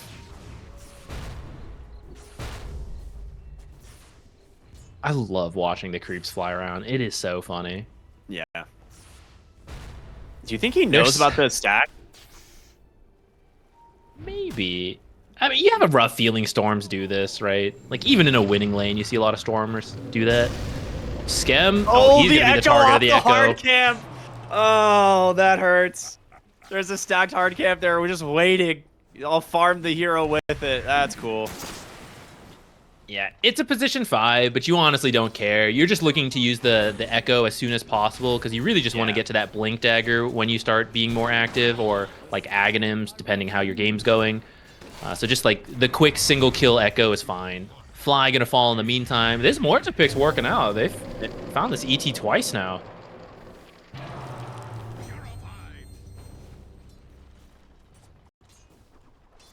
Six-minute Lotus is up.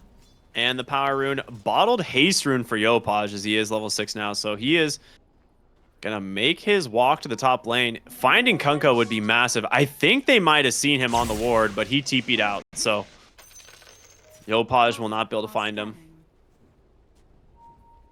They're like, yeah, there's a ward top lane guy somewhere.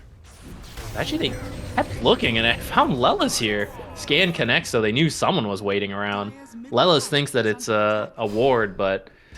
just felt like he had a haste, he could do it after the scan connected. And Omni now gets that D ward in the mid lane too.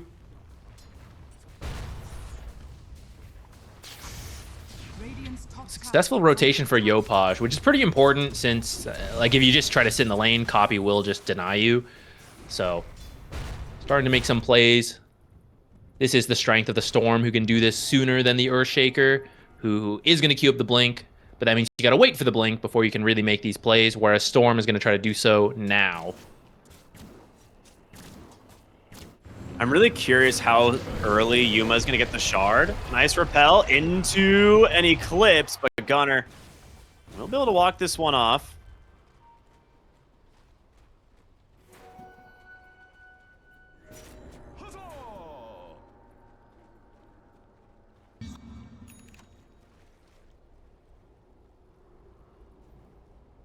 They're looking like top again. Yeah, as I say, it looks like they want to try and find Gunner, but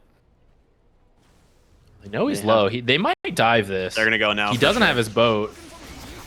Yeah, I mean, Yopaj is plenty tanky. X into Torrent, cannot connect, of course, dodges it with the Ball Lightning, and Lelis nowhere nearby to help, so really nicely done. That being said, Copy finds a quick little solo kill onto Hellscream in the mid lane, as the 8-minute rune will spawn top. That's going to favor Shopify as Yopaj.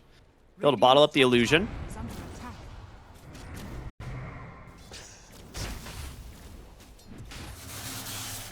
He does have Echo and 14 wand charge. You got to be a little careful as this creep boy walks in.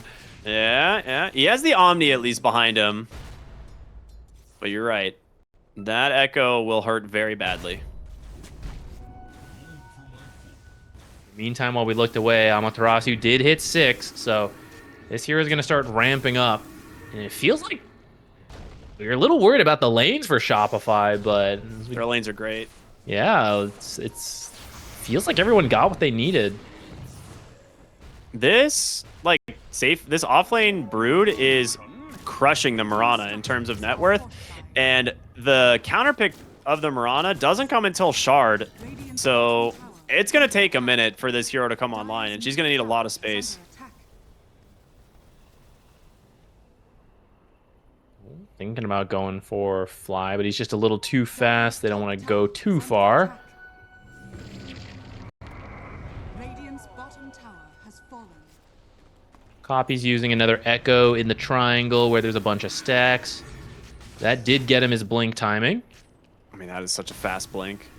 He has no Echo to do anything with it, but he will at least have, you know, level 4 enchant totem plus tons of arrow off the mark there, but Yopaj just cleans up a couple creeps. Yeah, the nice thing about this blink though is that the Inkswell, so in the lane it was very tough to use versus the Omni Knight, but now it'll be easier with your Blink Earth Shaker. You can fissure out of sight, blink in, totem stun. For example, there you go. That's why you don't need the Echo. The supports just can't deal with a core Earth Shaker and max totem. The Inkswell I don't think even got to do its burst damage. It did a little bit of move speed. Yeah.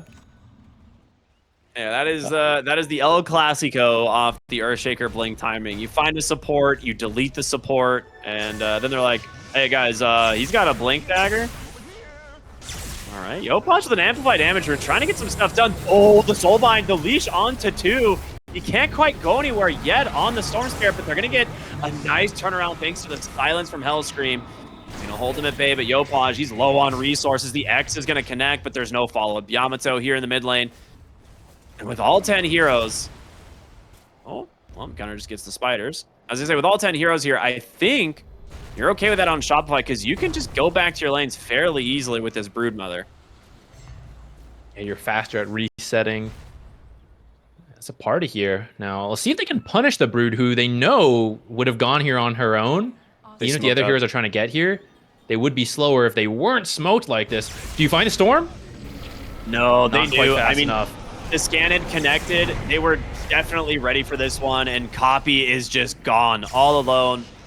So deep on enemy territory, and Yopaj jumps in, gets the Vortex here to pull back Fly. They're going to get themselves a second kill here, as Yopaj is now on a killing spree. Lelis, I want to say, should get out, but you never know. All right, no Blood Grenade is there. Does not have Inkswell mana, so he's dead as well. Amaterasu will just run him down. Gunner, not enough damage on his own to kill a Broodmother with 2 bracers and an Ironwood tree, so pretty tanky, 1500 health. Just gonna let her go. I'm not sure if you should jump this storm there, because both your smokes break, so you kind of know, like, you're both trying to make plays. I'm not sure if you want to jump when there's an Omni Knight, right? If it wasn't for the Omni Knight, the save hero, then, like, maybe you just do it, you're getting the jump, but even a successful jump, like, that does stun the storm, Omni's probably there to save. Yeah, I think you probably also have to fissure first into the blink because your enchant totem is pretty easily dodged by a ball lightning, right? Like it's not a super fast one. You either have to blink echo or you have to fissure from the high ground then blink. So a little bit unfortunate there for the side of Nouns, but we're up to a 4,000 gold lead all of a sudden, and Shopify's duo core of the Marana Kunkka is incredibly struggling right now. Dire's top tower is under They want to push this to a game 5 after what happened in game number 3. Very easy kill there off the back of an Invis rune for Yopaj. Yopaj up to 8 galvanized stacks. Pretty nice considering he was counterpicked by that Earthshaker. And although Earthshaker is doing pretty well, I feel like Yopaj is getting done what he needs to do. And this is why a certain team has always loved Storm Spirit. But he's a pretty stable pick outside of some of the more extreme matchups, which they did ban out.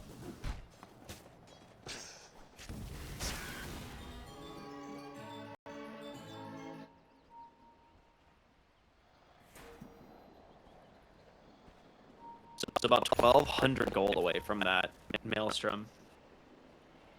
Luna is, what, 2,300 gold up mid lane. Yopaj again protected by the repel copy. Just goes up onto the high ground, deletes. One hero. Okay, that is a great turnaround. And Yuma, he's been aggressive, just lead by Hellscream and Yama. They're ready to go. Fielder back here for your pops a blade mail. Trying to chase after. This is Luna. Lincoln, stun from copy. Great here. There's going to be the X, however. The stomp as well from the ET. They just need a little bit more damage, and it's going to come from the Shaker. Really good turnaround here for the side of Nouns. They were... I mean, like I said, they were 4,000 behind, but this is some much-needed gold for Gunner. He gets a lot out of this fight. Yuma, not so much, though. Yeah, I got baited. It was pretty cool. Hellscream was standing like right at the edge with Luna behind the tree. So Yuma jumped in straight into an Eclipse and got killed before he could leap back out. A pretty nice bait in the middle of a fight. Another smoke by Shopify. They're really going fast here. They are not leaving the side of Nouns.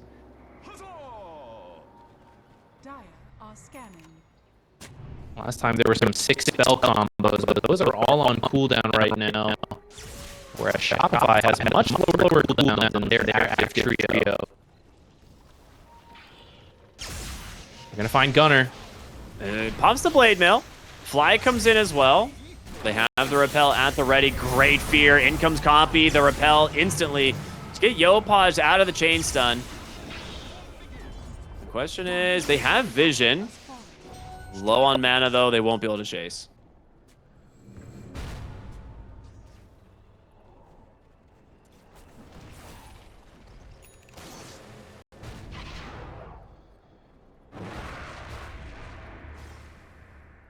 Hype on the Brood done. Gonna work on the Greaves next. They should have an advantage here where they've got the auras compared to Nouns. But just depend how the fights break out. Ooh, not quite able to connect on that totem on the Omni. Yeah, I don't think he was expecting that to pop that fast, but X will pull back Yopaj. Silence, however, from Hellscream, doing so much work here. Regen does not come out in time, and they just rip right through this Earthshaker. So in the previous fight, if you don't get the Omni, he'll just repel save whoever you're trying to get. In that case, it was the Storm Spirit. So you got to focus the Omni, but it means the rest of his team is there to pick and choose their own targets. And it's not easy to kill an Omni Knight either. Like, he doesn't even have a bracer, and he's got 1,300 health. They made an attempted gank at the Luna, but it is nighttime. She's got the bonus vision. It's going to be way too hard to make that gank connect. Dire are scanning. Radiant's bottom tower is under attack.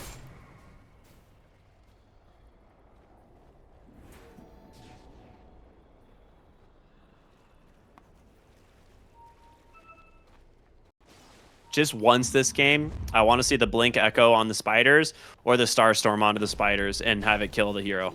Like that, it's just give me it once, you know? Yeah. Another thing we could hope to see is that the Slugger, even if the spiders are on their own, potentially you can knock them into enemy heroes and they'll do a lot of damage. That is true. That is true. Little shotgun blast. Gunner might be breaking the smoke up here. Oh, gets the blade mail off, but they have so much damage. I don't know. Ooh, he almost kills Hellscream, actually, in the process. But...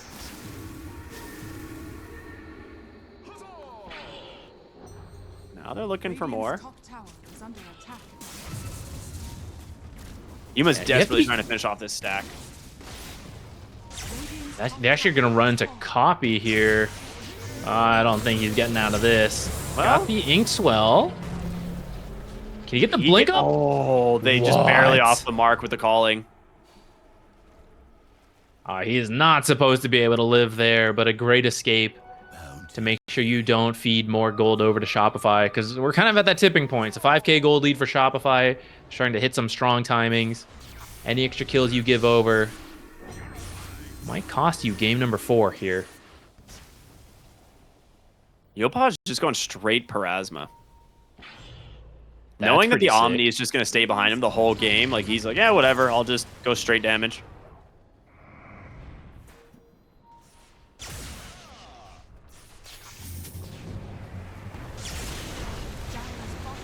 Oh, arrow pullback, but yeah, it's such a hard kill.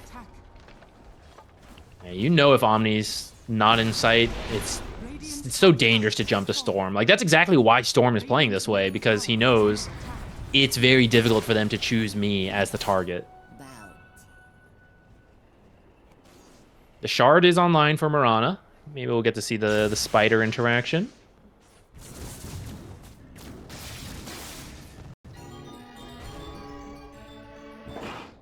For now, it looks like Shopify is going to head top. Start this Roche here. I don't think there's any way for Nouns to contest. Although Nouns, like, the strength they have in team fights is the spell combo. Roche could have been one place to do that, but then you just don't do Roche on the side of Shopify, and Nouns can't actually do Roche.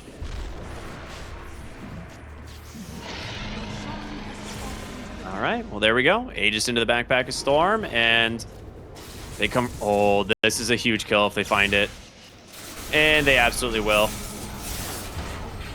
Dang, Yuma not respecting the ability to twin gate that quickly.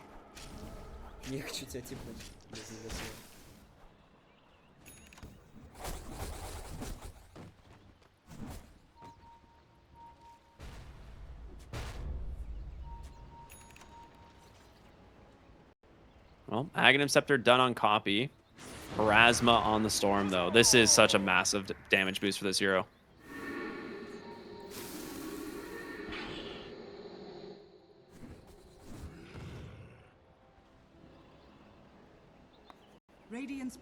Timings. Ags, I guess you wait for on the Kunkka. I like that. Lelis already queued up an Aghanim. So, I mean, when you start falling behind, you better copy the enemy carry. That'll help you out. Luna's a really good one to get. You'll get a share of her aura. The moon glaives for yourself.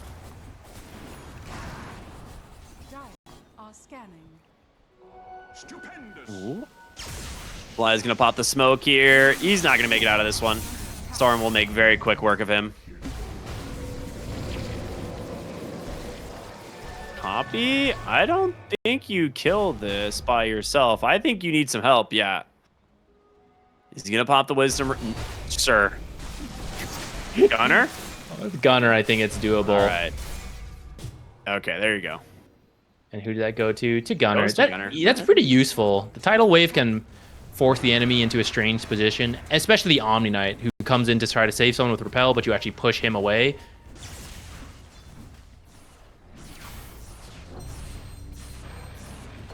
He's got a Greater Lotus as well in his backpack. Yopaj is just 1,300 health, but he's like, I got Omni. I don't care. We'll be fine.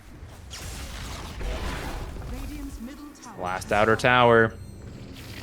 I mean, this is so scary. Luna and Broodmother, if you lose a fight near your base, that's it. What a better way to set up the Mirana Shard Starstorm combination into the Broodmother than to just let them get to your high ground, you know? So smart, dude. You're right.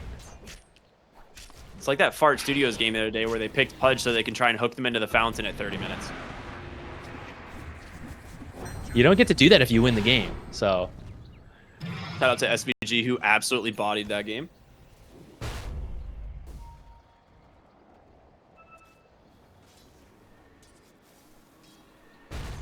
Poppy showing the bottom lane.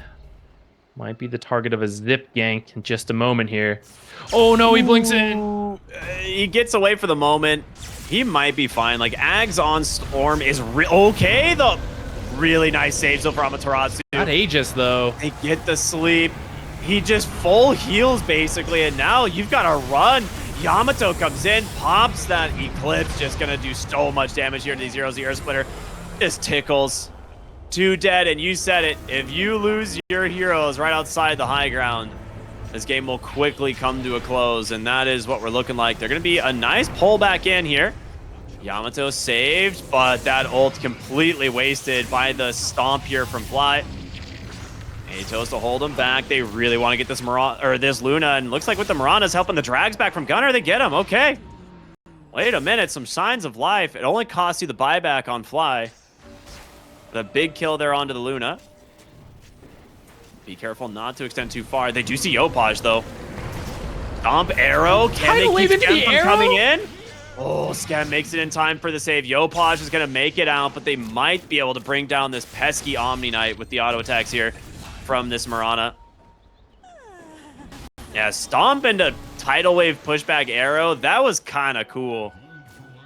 Unfortunately, by bringing it close to the arrow, the stun duration gets reduced, and then that's why he's able to zip out of there. But still, a very nice play, and you're continuing to repel Shopify from your base, dragging this out, which is essentially the game plan for Nouns. And Mirana, we talked about her sometimes where your lane can be good, and then you drop off. But now, with the 15 talent, 90 leap attack speed, like she's starting to get to that point where she's strong. Solar Flare getting close to that level 3. I mean, still a little bit away, but it's a hero that does a surprising amount of damage the longer the game goes. Yeah. Oh, Hellscream run! Oh my goodness, not again. Hellscream goes down. Skem gets the shard. Thanks, man. I appreciate the sacrifice. I'll totally heal you with this.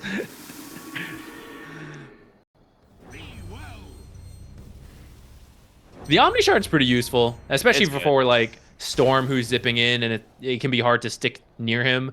Like that extra heal on the shard's kind of nice. See a lot of spiders. He's done a really good job at, again, like you said, microing these away from the actual hero, not giving the enemy team an opportunity to try and just burst them down, right? You know, this sound effect, though. The fact that it reapplies every time they walk into range. A little micro, gonna go scout with his spiders. This is the first time he's done this, I think, this series. Yeah.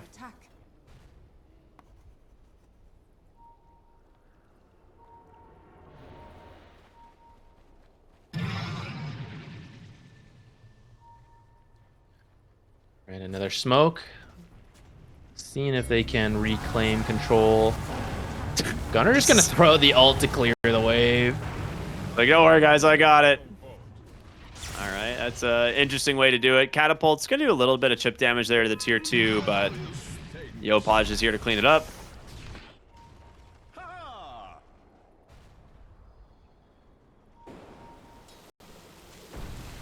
I mean, it's not that bad of a way to kill that wave, right? Like, Gunnar just needs to get what farm he can. He's managed to catch up a little bit. And Boat's cooldown's not super far. They get BKBs picked up here for Nouns. I'm curious if there's any other BKBs coming out here soon. Luna has hers, obviously. We've seen. Yopaj is going to go Kaya Sanj.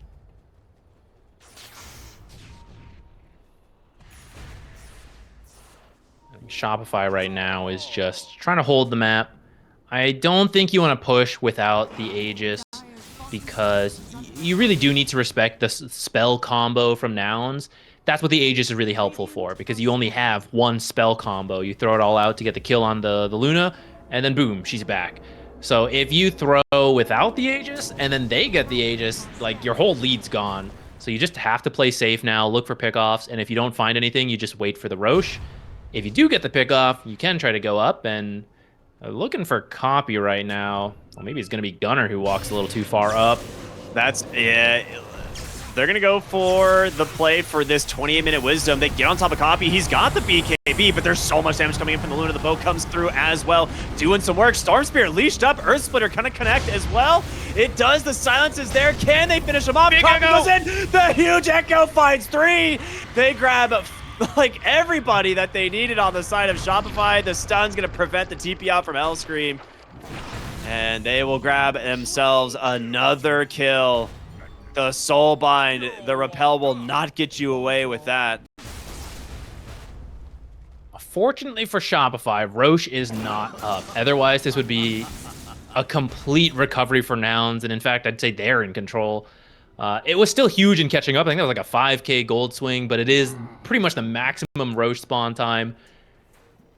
I don't know if Shopify should have tried that. At the same time, I don't know if you would really expect every hero to be there. Except it was a 28-minute Wisdom Rune, which I think it's become more standard for teams to expect these types of plays and to go for them. And that's where you get funneled in, right? It's like going high ground in a way. 3 heroes get caught by the Earth Splitter, which then get caught by the Echo. Bruh. Boat hits everything. Grimstroke has Ags. Oh, get your own Luna now. You have your own Luna now. I was going to say, the reason that fight was so good is he got the Soulbind on Luna and Storm, right? Like, that is why the fight is so good. They can't get away. It sets up for a perfect 3-hero Echo Slam, which I looked at Luna's death summary. I think it was like 1,600 damage came from Earthshaker's like Echo combo. So now you're going to be dealing with that and a Luna illusion during the whole thing. So that's going to be quite scary. They actually smoke up. They do have the Soulbind up again. Echo, not for about 15 seconds, but they see the Luna. Will they make it in time is the question. She's close enough to her team. It's pretty scary. And if you can leash Power Rune. Amaterasu just walks in. They actually miss a few of the spells. We'll be able to pull him back in. The X, the Torrent is there. The Tidal Wave pulls it in Schem, but Storm Spirit just goes in super aggressively. And they don't manage to get the Soulbind onto anybody, so that's going to be okay. Pompey for now on the backside of the fight, trying to just play this one out. The boat's going to catch Yamato, but he pops the BKB of his own, copy with his own, the Tor. The great Echo Slam onto Yopaj. Does he get the finish? He's so dang low. He needs one more auto tech, but the Purification comes in. He stays alive. Luna dies right to... She just dies solo to all of Nouns, though. Oh, wait, it's the Luna illusion, isn't it? It was... I mean, it was a kind of a sick combo. It was like Torrent, boat stuff into the Luna illusion with the Muerta right next to her, so the Glaze were bouncing. The Spirit was on top of them, so they were all affected by that. It was a really long, drawn-out fight, but ultimately they finally find the illusion they want, which is this Luna, and the fact that she's so farmed is now working against her. And this Solar Flare, Mirana, so from behind, Mirana, instead of going for Gleipnir, got the Maelstrom for the farming speed, got the BKB, and then went straight Crystallis because she knew she needs the damage. Okay, forget all that. Schem? He's going to get saved for the moment here on Yuma, but there's the Fear onto the Grimstroke on the backside. The Soulbind on to do is doing so much work. The Stomp doesn't even come out from Fly, but they get the job done. 2 big kills for Nouns. Dude, look at this Omni illusion. It's so fast. Illusion. Dude, he's so slow. Hellscream actually can't get away from this thing. He has to ult. Yopaj comes in. They're going to buy back on the Omni Knight, but Yuma hiding in the trees here for the moment. They're going to buy back on the Grimstroke now. Gunner, he's going to need some help. The Tidal Wave's going to pull them down into the trenches with him. Gunner likely to die. But can they get Yamato? He's going to BKB very aggressively. Yuma needs to be careful. You can't stand your ground here all by yourself. He's dead. The Crimson Guard doing work as they buy back on the Kunkka. He's going to rejoin his team here in a moment. I think you gotta go. I don't know if you should be hitting this Brood. Inkswell from Copy. They want to go for him. Here comes the boat. Pulls him back in, but on the backside of the fight, Yopaj looking for an entry. He's just trying to distract them on Gunner, buy as much time as he possibly can. The stomp out again. They don't want to reveal where the Luna is. They jump in, but they manage to find Copy. The stun comes out. There's going to be the Echo Slam. The Tidal Wave to pull him back, but Yopaj is okay, and Copy goes down in the process. The buyback on the Mirana. Here comes the Earth Splitter. Yamato is going to need a little bit of help, but Mirana, does she not have TP? She can't make it out for the fight. Did it get canceled? It's on the 64-second cooldown. He must have canceled the TP when the Earthshaker died or something. I don't know. He tried to use it. Yeah, I think Nouns chased a little too far. Part of this is because they never took this tier 1 tower earlier, so everyone who's buying back can rejoin the fight so quickly. If that's down, then it's a completely different fight, right? Then it's only like 3 heroes in the fight at a time. But Shopify is able to reassemble their whole team, get back in it, and now ultimately claim the Aegis, which means that spell combo we've seen win Nouns the last couple fights isn't going to work. Well, I tried real hard to get out of here. He might make it. I'm shocked he actually survives this. Everyone's tanky nowadays, as they say. He did get the Dandelion Amulet. That extra magic shield is very helpful versus Storm's damage. Yeah, that's true. All right, Yuma's now at the 20 talent for the 20% critical strike. I mean, this is where the carry Mirana gets really scary if the Omni ult is not in play, which we saw come in that last fight. She had max Solar Flare going, but that's when Omni hits the ult, and you're just kind of stuck waiting if you don't have some form of Dispel, which currently there is none. Oh, that's awkward. The Tormentor fail. Just wastes a lot of their time. Fly's got to go get a ward place if they want to try and take this Tormentor at all. Because here comes the smoke from Shopify, and they're going to go straight towards that Tormentor spot, towards that 35-minute Wisdom Rune. Question is, are Nouns set up for this time? This is where they lost last time. They're scanning it to check how many heroes are here. Gunner's gone. It gets pulled back with the X. He actually just continues to chase her a little bit on Yopaj, but they will just go ahead, try and take this Tormentor. Arrow, pullback. Luna's in a little bit of a weird spot. Does have the Satanic, though. And the Aegis, 3 minutes. Here comes the illusion from the Grimstroke, but very quickly cleaned up. And they will just go ahead and finish off the Tormentor, secure it for themselves. It's going to go to Hellscream. Which I'm curious, how many retroactive stacks does he have for this now? On he's at 6, which means he got 3 kills earlier, right? Okay, yeah, that's not bad.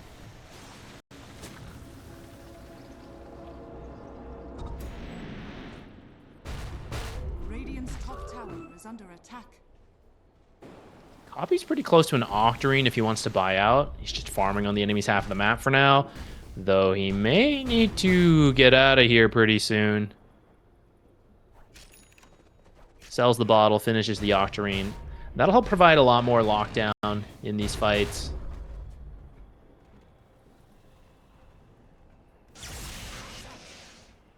How long are the Aegis now? 2 minutes.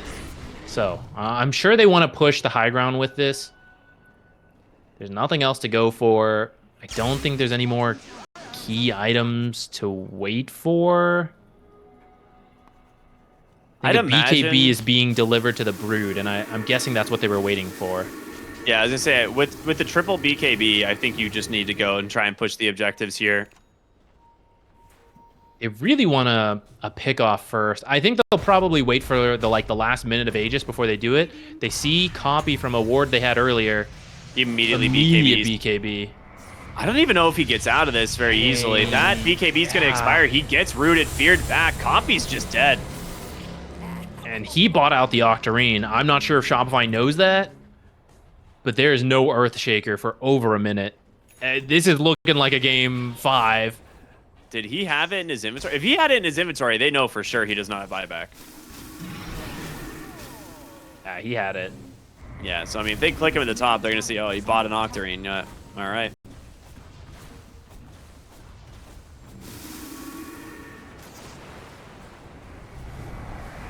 Shopify trying to play it safe. You got a minute of Aegis time.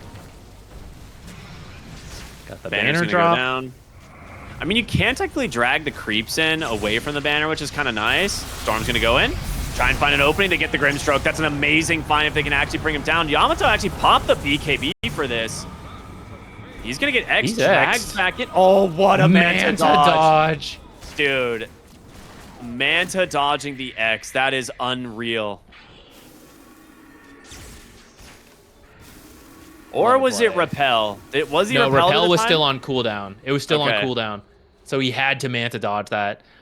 Otherwise, his team might actually still be able to take that fight, but it's really risky. I think Solar Flare was still around its like max value, so you might have at least lost the Aegis and forced a bad fight. Earthshaker respawns, and then you're just like in a bad spot.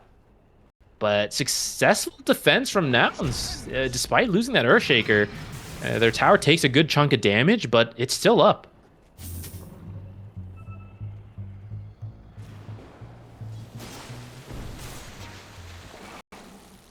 A balloon on Hellscream. I don't see anyone take this. What the? Really? He immediately gets rid of it. He's like, I take it Alright, back. that sucks. I want ninja gear. I don't think I've seen a doubloon ever in a game. That item is pretty bad. Copy. Better get out of here. They're looking for him again. He still won't have buyback if he gets killed again. Does get a useful jungle item here. I'm curious which one he's going to get. Yep, have a camera. That's very nice. That's a good one. That is indeed a good one.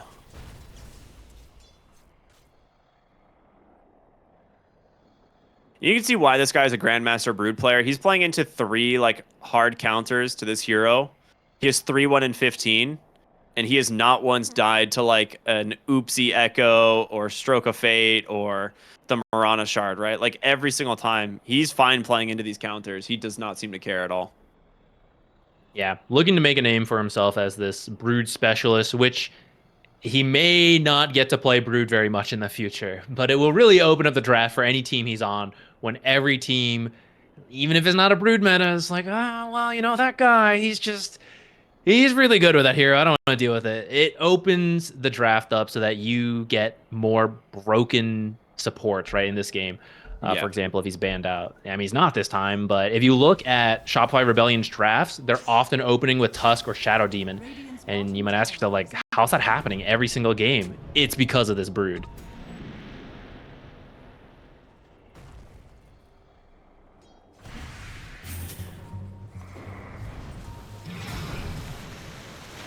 Dude, he just is so hard to get the hands on this Luna. Well, I say that. They're actually doing a decent chunk of damage, but in comes the saves again from the Omni. Repel will, of course, get him away. I don't know if they knew Hellscream wasn't there. Otherwise, they might force that. It's a 5 versus 4. Hellscream was all the way in the top lane. No easy way to get back to his team. Fortunately, Omni Knight with that Repel just means that it's kind of a get-out-of-jail-free card. Radiant are scanning.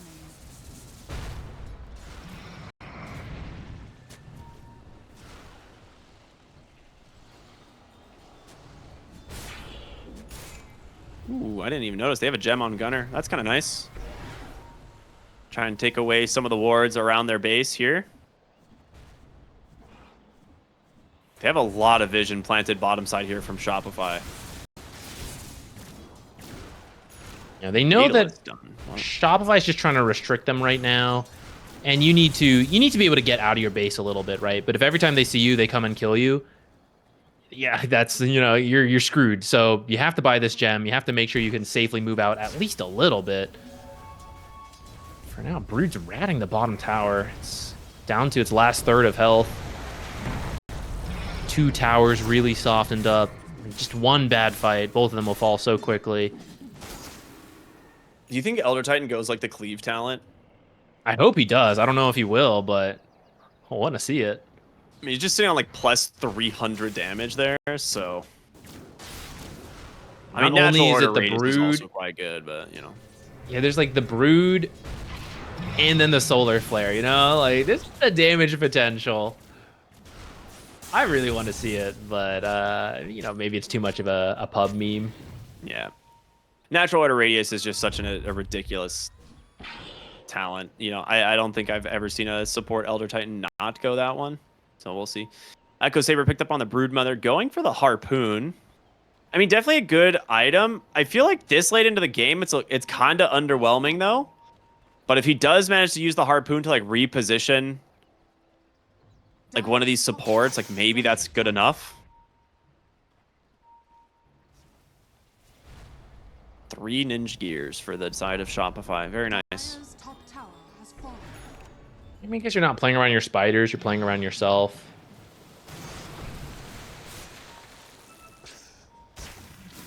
I wonder if there's an interaction I don't know about. I kind of trust him, right? He's a Grandmaster Brood if he thinks an item's the right one. Kind of want to trust him on it. Otherwise, yeah, maybe like a Hex or something would be something we see a little bit more often.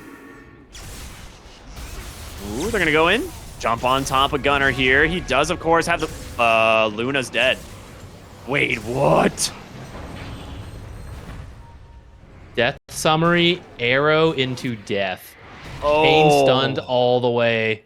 And it looks like Copy's going to be able to find Hellscream here as well. He pops the ult, but it's going to be really hard to get away from this constant stuns from Copy. One more a little spell there from Lelis to finish the job. So he just hits a random arrow, and that's it, huh?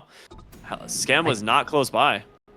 Didn't see if there is... It looks like it's just a random arrow. Maybe like around a tree line or something. But then immediately the follow-up chain stuns from the Earth Shaker. ET was there providing the aura. Earth Splitter did the finisher. Just 100-0 chain stun. That should open up Roche. I think they just scouted it, right? Yeah, head over. There's no way you want to buy back for this. But this is going to be the refresher and the cheese. This is such a big turn for Nouns. Dude, getting refresher... Refresher, I have to imagine, goes to the Shaker. It's either that or it goes on Gunner. Like, the double boat is actually kind of wild. It's a ton of damage in the fight, but anytime you have the option for a double Echo Slam, it feels pretty good. For now, looks like Yuma has it.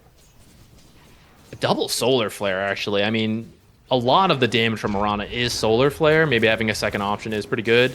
And Copy actually has a refresher queued up. We'll see if he wants to buy it out or save up. He does have enough money. Right, the insatiable hunger shard there now for the Broodmother. That's a good one. I like that. This is kind of why Mirana has always been good in... Well, I won't say always, but there's always a strength to her, which is that the arrow being such a ridiculous stun, right? You just throw it out, and even if you miss 90 of them, you need one to hit, and it can change the game, which is exactly what we see here. An arrow hits Luna, and suddenly you kill her, you get Roche. Still a 10k lead for Shopify, but considering how this game is going, 10k at 45 minutes is really not that big of a deal. It's all coming down to how the fight actually breaks out. And I mean, that's what we were talking about, right? These are the exciting Dota games. These are the really tense ones. This is living up to be the good old NA qualifiers with Nouns and Shopify. I can't even tell you how many of this exact series we've cast this year. Like, it's ridiculous. I think so many, like every single qualifier for an NA tournament that we've done has been like Nouns versus Shopify Grand Finals. I think 3 or 4 of them in a row went to all 5 games. I think the last one we did, Nouns like 3-0'd it, which was like the first time in a while where we had seen like, all right, the Nouns is like operating at a higher level. But here we are, man. We're only one bad team fight away for Nouns to pushing another game 5. So it's going to be a fun game. I mean, it kind of goes both ways, though, right? Like, Yeah. if you get killed, last time Nouns chose to get Roche, but now they have it. So another winning team fight is them taking your base, which fortunately there are 2 tier 2s still available. So you can only get the top lane or go straight for the end, which might be possible with Solar Flare. But otherwise, you have to at least go through the tier 2s before you can get the rest of the base. So Copy, he's just going to buy a refresher himself. He does have level 25 talent, though.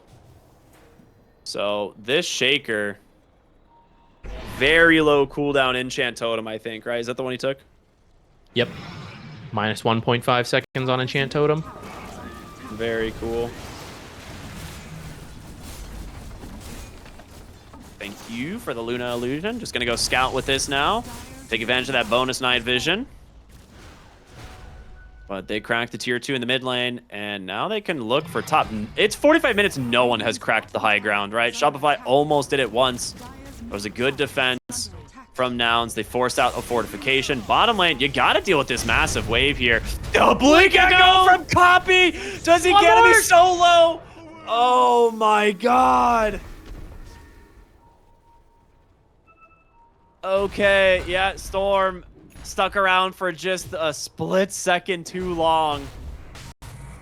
And Copy punishes him for it. And this is what I was saying with the death timers, right? That was at your own base, but it's a 90-second death timer, and you can shove out lanes, push out, and still make it to the enemy's base. Where there is a couple heroes smoked up. I was just there in Ninja Gears. Okay, I thought they were looking for a play, maybe while Earthshaker was bottom, if they could catch anyone top. They are moving up here. Maybe it's Shopify Rebellion being caught out. Scam! He gets the ult off, but I think he can chase. Well, never mind. He's going to back away the Luna illusions. A little bit too much. Yuma's looking. Oh, there's a ward here. Yeah, he's a ward. He's going to die for this, and that's going to be the gem as well. He's like, I at least got the D ward, I guess. I don't know. 90 seconds sidelined on this Omni. I think this is his old dieback timer from a previous fight, which he has not died since. Oh, that's probably true. Yeah, his death timer is only supposed to be 70 seconds, so hasn't died since the last time he bought back at the Roche fight. But again, you kill him out of the base, but you have so much time to walk in. Get to work on this tier 3 top. They've got the banner. Aggressive banner, too. Yeah, they want the vision. That's sometimes why you see the more aggressive banner placements. It's because it does have a decent amount of vision. The arrow spam's coming out.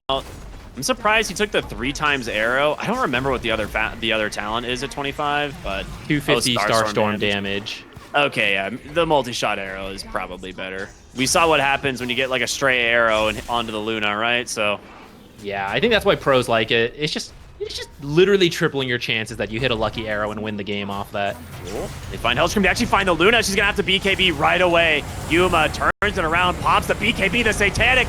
Luna is doing way more damage. The Soulbind holds him down, and the Earth Splitter's there. Copy. Echo number 1. Echo number 2. He takes down the Storm. He takes down Hellscream Skem. Trying to make his way back into the base, but he can't be done. 3 dead on Shopify. Make it 4. Double buybacks coming through, but I don't know. Nouns might have punched their ticket to DreamLeague I think this is 24 as the Fortify. It's available, but they're going for the throne. They want to end this game. There's no more buybacks.